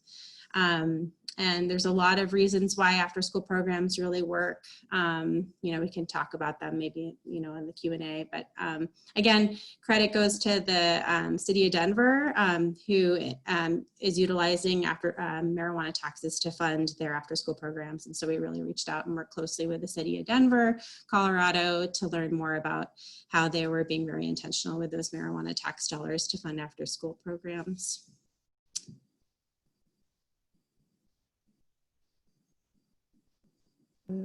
Yeah, and before we close, we wanted to touch a bit on a couple of our next steps. Currently, our program focuses on youth, but we are in some early stages and discussions on exploring adult factors, for example, building peer-to-peer relationships among adults and what that development could look like. More immediately, we are in active discussions around the best way to evaluate the after-school programs and other marijuana prevention programs. So we've provided each site a suggested curriculum. Shout out again to Colorado for letting us use that, which to some degree is measurable, but we tend to rely on population-based measures like YRBS, which can make it harder to monitor program-specific changes over time and hard to isolate why changes occur or why they don't occur. So I wanted to mention this in particular, hoping that perhaps some of you may be able to share your experiences around evaluation, and we can maybe talk about that a little bit in the Q&A, because I think that'd be very helpful for us as well. And I'll end there. And I don't know if Eliza has anything else to add or. No, I think that's really great. I think just that shared factors approach across the lifespan is something, while this is very clearly, youth focused, one thing we're really, really interested in learning more about is how we can employ and utilize the shared factors approach across the lifespan. Of course, not just talking about marijuana work here, right? But, across the risk factors. So happy to be here and learn. Thank you both, Eliza and Jessica. That was all really great to hear, and I think it's a testament to you all that you're able to kind of cross state lines and figure out what other states are doing and try to implement, because I think that's what this network is all about. So thank you so much for sharing all that. Let's see. You can stop sharing your screen, Jessica, and then Carrie, are you on? Oh, there you are. So you can share your screen while I introduce you. So Carrie Comerford, now speaking of Colorado, is the Director of Juvenile Services for Gunnison County Substance Abuse Prevention Project in Colorado. And that's a community coalition that is invested in the health and wellness of Gunnison County youth and their families. The purpose of the Gunnison County Substance Abuse Prevention Project is to provide youth and family engagement, evidence-based education, healthy activities, and multi-systems implementation services to youth and their families so that they can stay connected with their family and community, make healthy choices, and respond to stress in healthy ways and delay the use of alcohol, tobacco, and other drugs. Carrie has been a lecturer of psychology at Western Colorado University for the past 13 years. She teaches in the clinical and counseling track of the psychology department and assists with the development and teaching of honors courses, although her most important role is a mother of 4 children, Emma, Bella, Macy, and Benji. So thank you so much, Carrie, for joining us. And I will give you the lead. And Great. Yeah, thank you so much. Thank you. And it's so exciting to be part of this and to hear a lot of the commonalities that are happening across the United States. It really is inspiring to hear what New York is doing and how far you are with implementing trauma-informed and ACEs across the whole state, and a lot of similarities with what Colorado's doing in Alaska. So it is really inspiring to hear and learn from each other. So thank you for including me in this. I'm gonna somewhat focus on our upstream prevention for opioid use disorder, but I really think that when you take that public health lens and looking at risk and protective factors, when you are working to prevent opioid use disorder, you're also working on prevention of other substances and suicide prevention and promoting mental health. So all of that we really weave together. GCSAP in the Gunnison Consortium. GCSAP is the Gunnison County Substance Abuse Prevention Project, which is our youth-specific prevention. Part of our funding, which I never say it that way, we use a communities that care model lens to prevention, which really is that risk and protective factors. We also have what's called the Gunnison Consortium, and that was created this past year with a federal HRSA grant to look at opioid planning for prevention, treatment, and recovery. And so it has allowed us to really look at that across the lifespan, that this is the first time that Gunnison County has really had efforts that were aimed at prevention for adult substance use. So it's been really, really rewarding journey for this year. And we use the upstream protective factors lens when addressing prevention, even with the adult population. So we just say when addressing opioid use disorder, it's also important to address all substances. That when a person uses substances such as alcohol and does not experience negative consequences of that use or other high-risk behaviors, it then provides sort of this avenue to increase the likelihood of engaging in other substances and other high-risk behaviors. So really kind of looking at, we sort of take the lens that vaping prevention is opioid prevention. So talking about our risk factors, we have with the CTC, the Communities That Care model, prioritized in our community what our risk factors are and the health behavior outcomes that they correlate to, and then our protective factors. And we use the Healthy Kids Colorado survey data. We actually are very, very fortunate in our community. We have been using that survey since 2006. And so we have a lot of longitudinal data. So when we do presentations to our community stakeholders, we make sure to kind of pinpoint some specific timelines and also talk about what was happening during our community in terms of community support or protection and community risk at that time period. And so as an example, we would look at 2006 versus 2010 and then 2019. And so 2006 was the beginning of any of our prevention efforts as a community. And between 2006 and 2010, we were sort of growing as a community across the community with prevention, not just with GCSAP, but also our mentoring program. And then in 2010, we, as a GCSAP Coalition, started a program called Choice Pass, which I'll talk about a little bit later, but really supports youth and healthy activities. And then 2010 to 2019. So also in there looking at economic struggles that the community had and any other time periods in which the whole community experienced some loss or some difficult times. We also had a time period a couple years ago in which we lost 3 high school students death by suicide within a 4-month time period. And so that too is a time period that we look at. So it allows us to have a longitudinal lens and then also be informed by some qualitative data and some historical knowledge. Also in prioritizing our risk and protective factors, we use the BRFIS, the adult facing questionnaire. We also use our hospitals community report, and then we created a community survey that really mimics the Healthy Kids Colorado survey that asks about parental and adult attitudes towards substance use in the community in general, and then also specific with youth. And so we combined all that together to create our risk and protective factor. So we know that in our community that we have what's called community norms favorable towards substance use. We have high availability of substances, and the one substance in which youth report an upward trend, so it's becoming more available, is prescription drugs.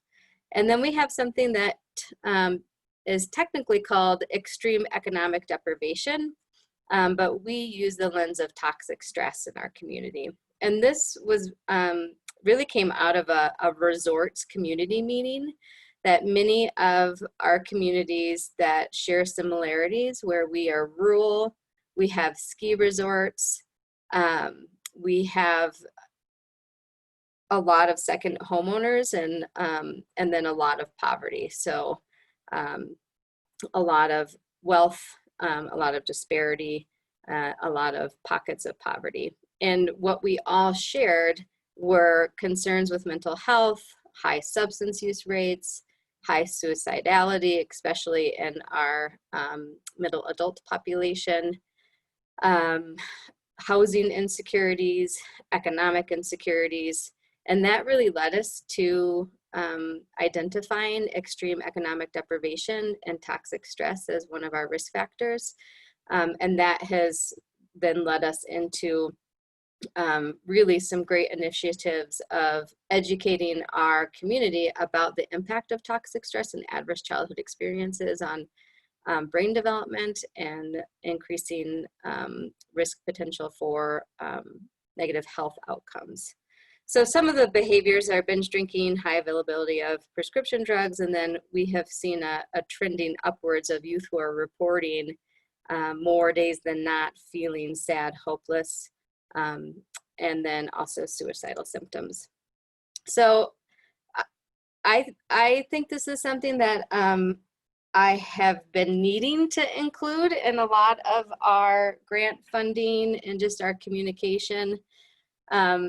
And it's somewhat surprising to me, I guess, that there still isn't a common knowledge across the whole United States about the connection between mental health, suicidality, and substance use. And so I could share these slides with anybody else. If other communities are feeling like you still need to make the connection for people, I'd be happy to share the next few slides. But really looking at many individuals with addiction have co-occurring mental health issues. One thing that we looked at specifically was our Gunnison Valley Hospital, and in 2016 and 19, they conducted their needs assessment, and mental health and suicide prevention were among the top 4 prioritized from this report. And the only health outcome that was worse than the national average, that has been getting worse from 2012 until now, is adult binge drinking, and that's adult binge drinking in males and females. Nadine Burke-Harris, California's Surgeon General, states that all prevention programs that aim to reduce substance abuse needs to address toxic stress. Vincent Folletti, so many of you have already talked about adverse childhood experiences, also mimics that. So really looking at the 17,000 participants demonstrated that compulsive use of nicotine, alcohol, and injected street drugs increased proportionally in a strong graded dose response manner.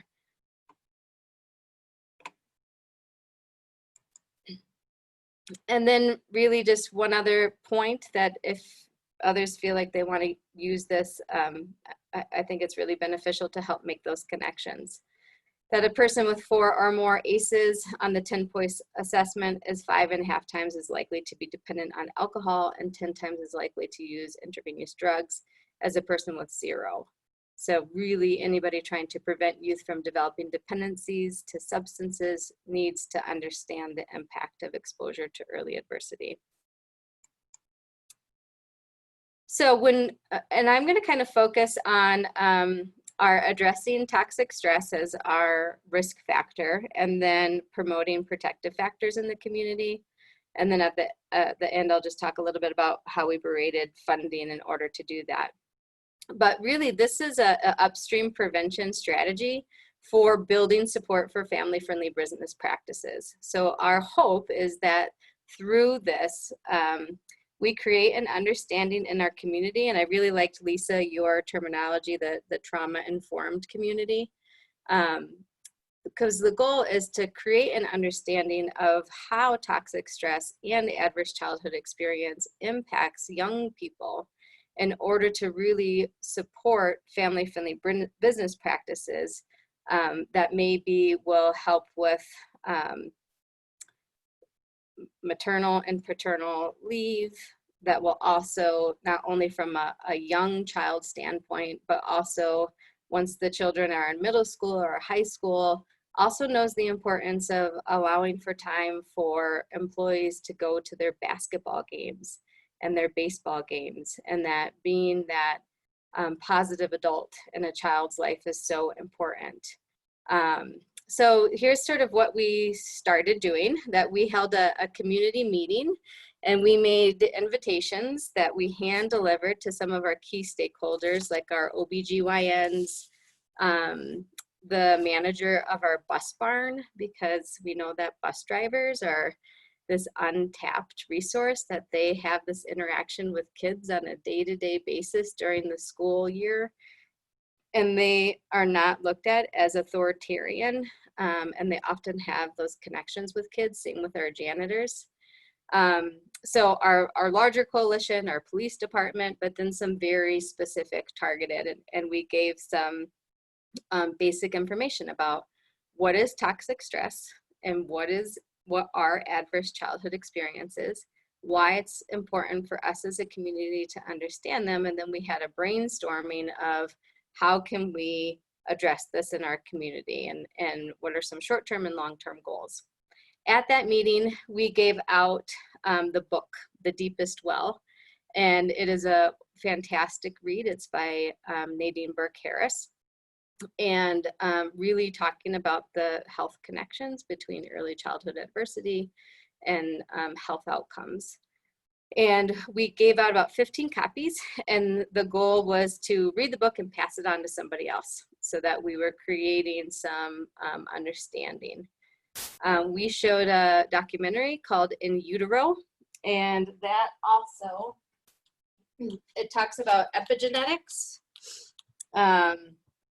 So it is multiple different fetal research scientists, psychologists, doctors, and midwives that talk about the importance of early childhood development, even from the womb, and how stress in the environment can impact neurobiology already that early. So that was, again, a little bit more targeted, not just to the general public, but really targeted to some of those hospital workers and OBGYNs and those who work in early child care settings.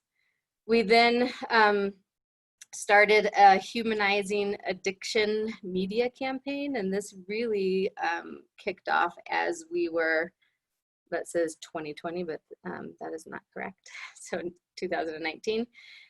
This was really berating in our opioid planning grant, and there was a need from the community really to create a way to help destigmatize mental health and substance use. And so we were fortunate to have a videographer in our community who really, he had a personal background with addiction and with medicine. And so he took us on this journey, and we put a call out to the community asking for anybody who themselves or somebody close to them has been impacted by addiction and they wanted to share their story. So we ended up making a 29-minute long documentary about addiction and the complexity of addiction. And it included, the documentary itself includes 5 community members, 4 who are in recovery, and a family who lost a son to addiction. And then it includes our public health director. It includes our Child Protection Services Manager, the 7th Judicial Court Judge, myself, one of our sociology faculty, and I think that's about it. And so it weaves together an understanding of the impact of trauma and adversity on addiction. And we were able to go into the jail and do some interviews, and it really provided this really intimate understanding of addiction in our community and how it impacts all of us. So that now is being used as a way to engage stakeholders and then to have discussions and bring connections together. So we'll have a virtual event in which it's a town hall and we watch the video, and then there's a question and answer panel. We'll show it at the Crested Butte Movie Theater and sort of same format. And then with COVID-19, we are in the process of creating a drive-in movie theater, which is awesome. And we're going to show it there, and again with a panel, because the goal is to use it as a way to start dialogue and discussion as well as bring connection.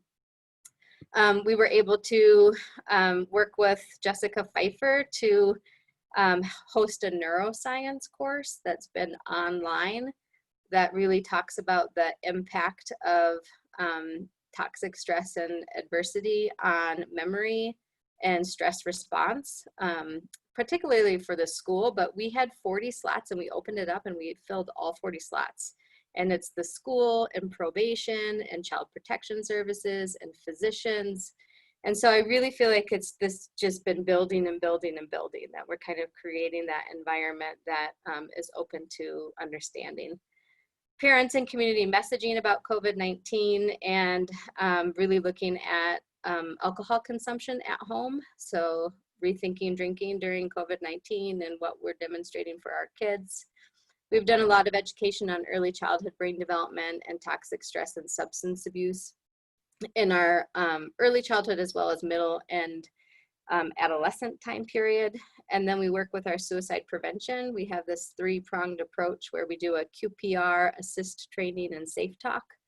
And in there is interwoven adverse childhood experiences and toxic stress, as well as asking, and I'm sorry, we target it to the Bs, which are bud tenders, bartenders, beauticians, barbers, and there is one more and I can't think of that. Working for the bankers, because just looking at our suicide trends, those individuals often interfaced with our community members who ended their life within about a 3-month period, at least beforehand.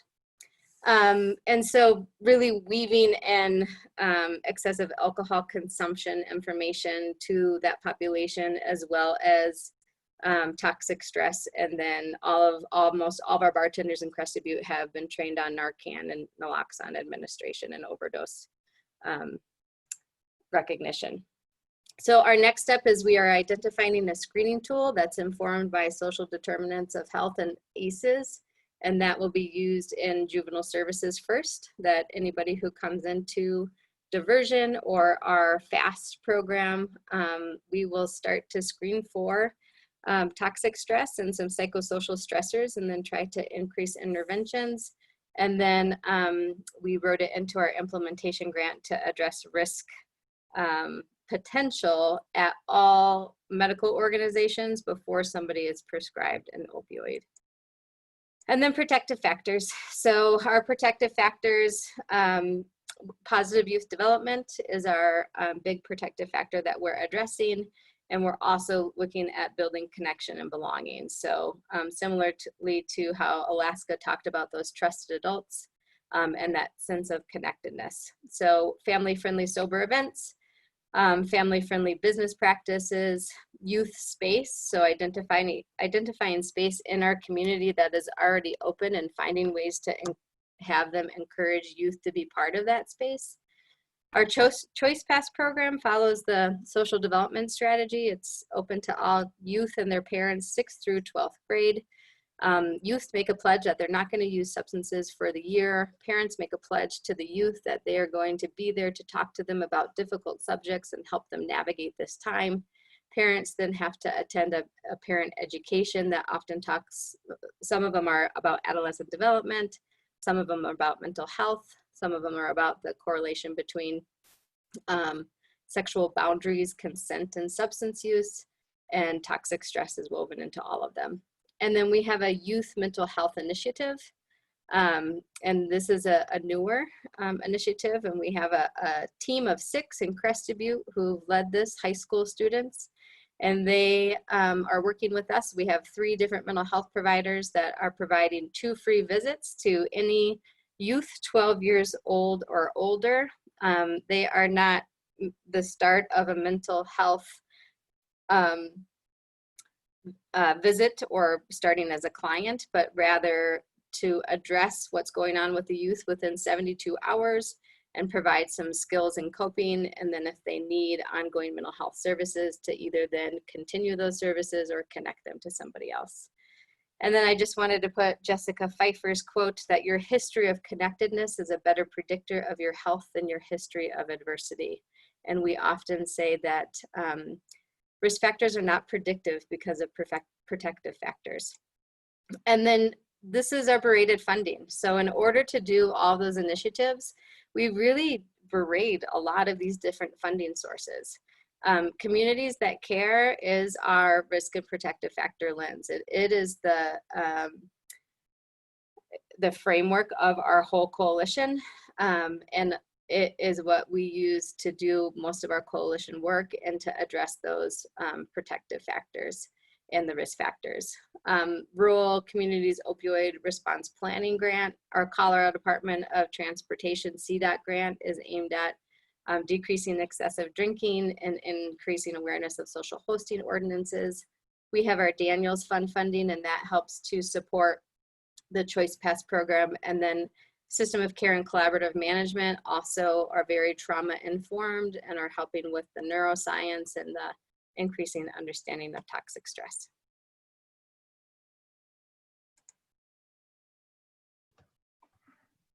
Great. Thank you so much, Carrie. I really appreciated that presentation, especially braiding funding. It pulled on a lot of what we've, or I was thinking a lot about Lindsay's presentation from a few months ago, I guess at this point. So thank you for that.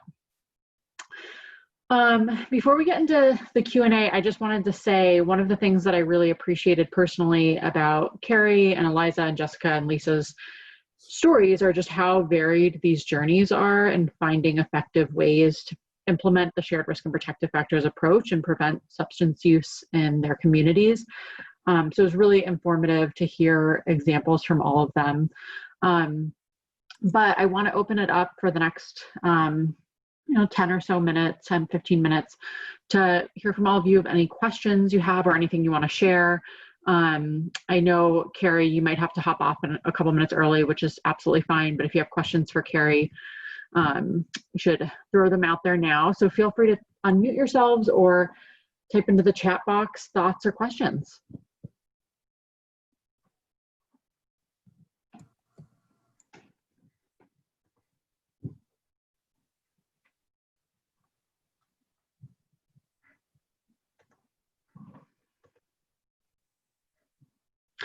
Also, I know Eliza and Jessica, there were a couple of things that you were mentioning might be interesting to chat about during this time. So, this is also a good time for that if you have other things to add or thoughts. I had a question for Lisa, actually. If the trauma-informed community is, do you know of like a guidebook or?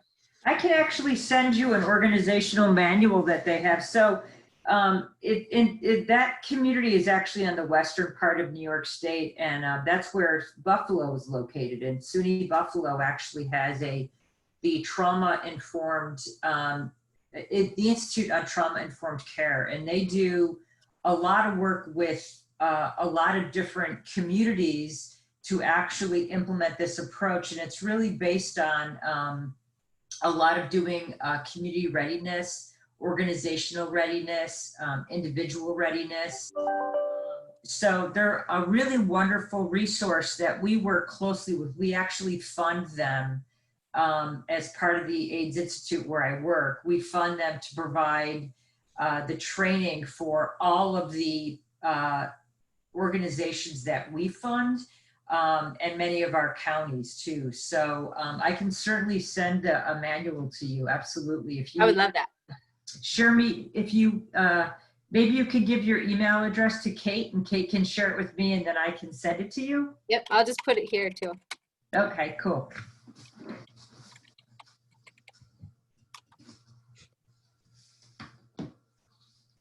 Yeah, you know, I have to say the fact that that community actually has done so much work in becoming a trauma-informed community, and they have so many stakeholders working together from all different areas. They have a very strong local health department that, and we have a very strong drug user health hub in that area. And it has really been, especially during the time of COVID, because we're seeing meth and cocaine really coming out now more than opioids, with fentanyl laced in them. So it's been wonderful, the response that they've been able to do.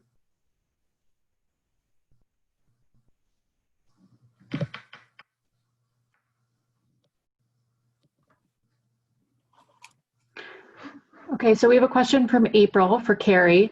Are you all evaluating the book club or movie viewings? And if so, what measures are you looking at besides reach? We haven't done anything with the book clubs, except for increased understanding of the coalition. So that's specific to our GCSEP coalition, and part of the goal with that, and actually Allie and her team provide some coalition evaluation on the coalition's understanding and leadership, and a lot of different measures in that. And so that's the only thing from the book club standpoint. The other thing I would say is qualitatively shared language, that the coalition now speaks the same language and has a good understanding of when we talk about ACEs or toxic stress and risk and protective factors, and we all have that shared language now, and that's across early childhood to juvenile services, to the hospital and the Center for Mental Health and law enforcement and the public health department. And then we haven't started the movie viewings yet, but what we do for our education, so our early childhood education and our parent education, is we have pre-post surveys that are given out. What was your knowledge before? And that's given out before, and then a follow-up survey of after the education, what would you rate your knowledge as after?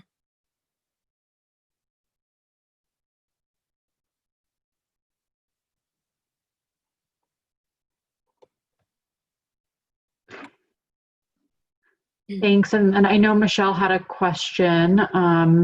If you want to unmute yourself, you can do that as well. There you go. Can you hear me? Yeah. Okay, yes. I thought I might have missed it, but in regards to the Humanizing Addiction media campaign, like how exactly did it come to be? And you mentioned that it was being to destigmatize mental health and substance use. So how was that identified as an issue in the community? And like how long did it take to get put together? I think it sounds amazing. And over here in Oklahoma, we're trying to do something very similar. So to help me get ideas of like, how can we approach the same way, if that makes sense. Can I show the trailer? It's a minute. Yes, please. Can I show Yeah, it? minutes I'm are not fine. the only one.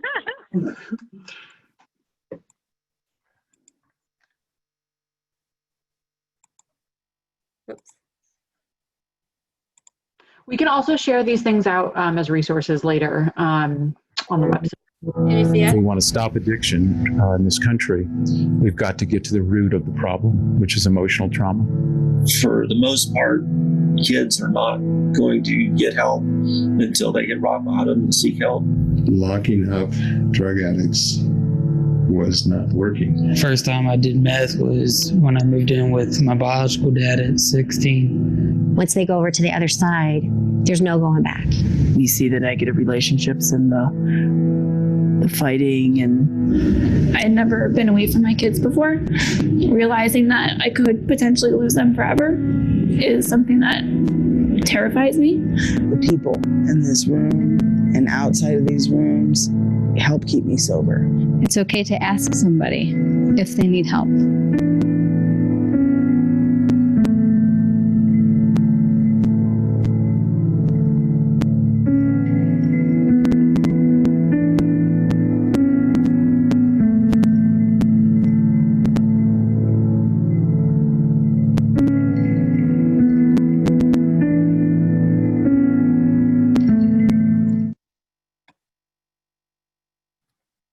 So it really came from the toxic stress group, and we're in such a small community. Oops, we're in such a small community that a lot of people who sit on our GCSAP coalition sit on the consortium. The difference with the consortium is that it's across the lifespan, and we have people in recovery who are on that as well.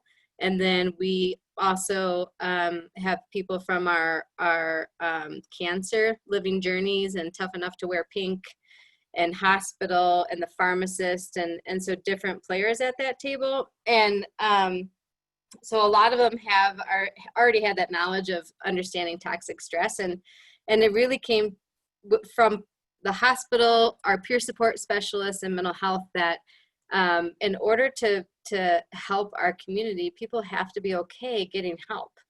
And a big barrier to that is a lot of some old thinking around addiction, and that it's tied to religion, or it's that you're weak, or you should just choose not to. And so a big goal was to really create and humanize and create an understanding that everybody is not that far from being addicted to something potentially in that way. And so kind of changing the lens. I'd actually like to just quickly sort of a takeoff on what Carrie is talking about. In New York, we have some counties that are funded through, there's this fund, it's through NIDA, and it's Columbia University here in New York that is doing it, but they're doing it in other states like Ohio, maybe Kentucky, but they're called Healing Communities, and they are currently working on putting together stigma advertising media campaigns, which is really great because many of the counties that we fund that are doing this coalition work from a trauma-informed care approach are the Healing Communities. So they're going to be doing some media campaigns. But what we did in New York was we had a conference last April, and it was all focusing on stigma. And we actually had some folks that are active consumers with our syringe exchange programs that we fund here in New York. And they came and they spoke and they shared their story. And some of them are still actively using, some are not, some are doing peer-delivered syringe exchange services, and they shared their story, and the room was packed. And there were many folks that work in substance use treatment, and many of them come from a very abstinence, that abstinence 12-step approach. And it was really, they always had sort of a hard time with embracing the harm reduction that we really embrace. And one woman stood up and she was in tears and she said, "Oh my God, thank you for sharing your story. It made it real. Like it was that human connection that was so necessary for people to recognize that people who suffer from substance use disorders are just like anybody else. And that it's the trauma and the many things that people experience in their life. And also obviously the health inequities that we face in this country. So it was a really powerful session to have it. It was called Nothing About Us Without Us. Thanks, Lisa. And it looks like we have one more question, and then I have some wrap-up items after that. But for Lisa from April, she asks, you mentioned your academic detailers that are focused on increasing access to buprenorphine, are also introducing or addressing TIC. Do you have key messages that they use to do this, or that you could share? We're currently working with NARCAD to develop a curriculum for primary care providers focused on adult trauma, and it sounds like you may have lessons learned to share. So we have a person who works for us at the state. He is a social worker that goes out and does a lot of the public health detailing with our buprenorphine providers. And he always, in his one-on-one sessions, actually talks about trauma and trauma-informed care principles. And we have a toolkit, it's called the Buprenorphine Public Health Detailing Toolkit, that I just need to get permission to share it, and I will be more than happy to send it to Kate, and she can share it with the group. It has 4 different modules to the toolkit, and you know, it's definitely very specific to buprenorphine and buprenorphine prescribing, but it really kind of brings everything together. It's a nice little toolkit package that we developed. Thank you, Lisa. And unfortunately, I wish we had time to continue the questions, but we are running out of time. So I just want to say a few closing remarks. First off, thank you to all of our presenters. I thought those were some really wonderful presentations, and obviously we have a lot to keep talking about. And if you want to share anything, or if somebody asked for something, or if you're interested in seeing more, please just send it to me or let me know, and I can send it out and also post it on our website as a resource. So the conversation doesn't have to end here. So thank you so much again. Thank you. Yeah, and as we wrap up, I do want to emphasize some key takeaways coming out of this meeting. I'd love if you could take a second to share in the chat box anything you're taking away from today, or next steps that you plan to move forward with. And some of the things that I know I'm taking out of this, especially from the shared risk and protective factors language discussion, that, you know, we can call shared risk protective factors whatever we want, but really we know that it's the upstream factors and these shared strategies that are really impactful, and to use community language that communities are familiar with, and not just let jargon get in the way. And from our breakouts, using examples, that's a really impactful way that resonates with communities, and really not to get hung up on the language too much.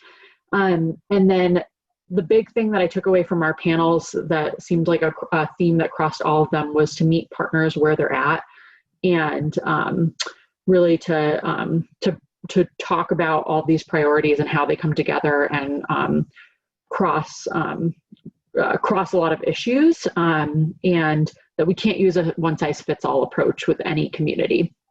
So those are the things that I'm taking away, but I would love it if you could share yours so that we can share those out as well. But before we end, I just want to say that there's going to be a survey that we'll send out along with other materials and the recording. So please fill that out. We'd love to know how we can improve for future virtual meetings, as well as hopefully future in-person meeting. And then coming up, our next learning opportunity online will be in August, and led by our partners in Utah, focusing on creating unique partnerships. So very excited for that. And then I lastly just want to reiterate that you can, as we're not, even between webinars, you can come to the Colorado team for customized technical assistance and consultation. Obviously, we can't travel right now, but we are available and can do a lot over the phone and over Zoom. So I'll share a link after this for requesting the TA, as well as the new Google site where you can find that, and also get more information about the shared risk and protective factors approach and network resources. So in the coming days, please fill out that survey so that we can learn what you all thought and find out what people still have questions about, and how you all would like to be connected in the future to network and learn more about what each other is doing. But that is all that I have for you. Please feel free to type, any final thoughts into the chat box and keep in touch. And thank you so much for a really great virtual meeting and for making this a great day. Thank you. Stay well. You too. Yeah, everybody stay well and keep in touch.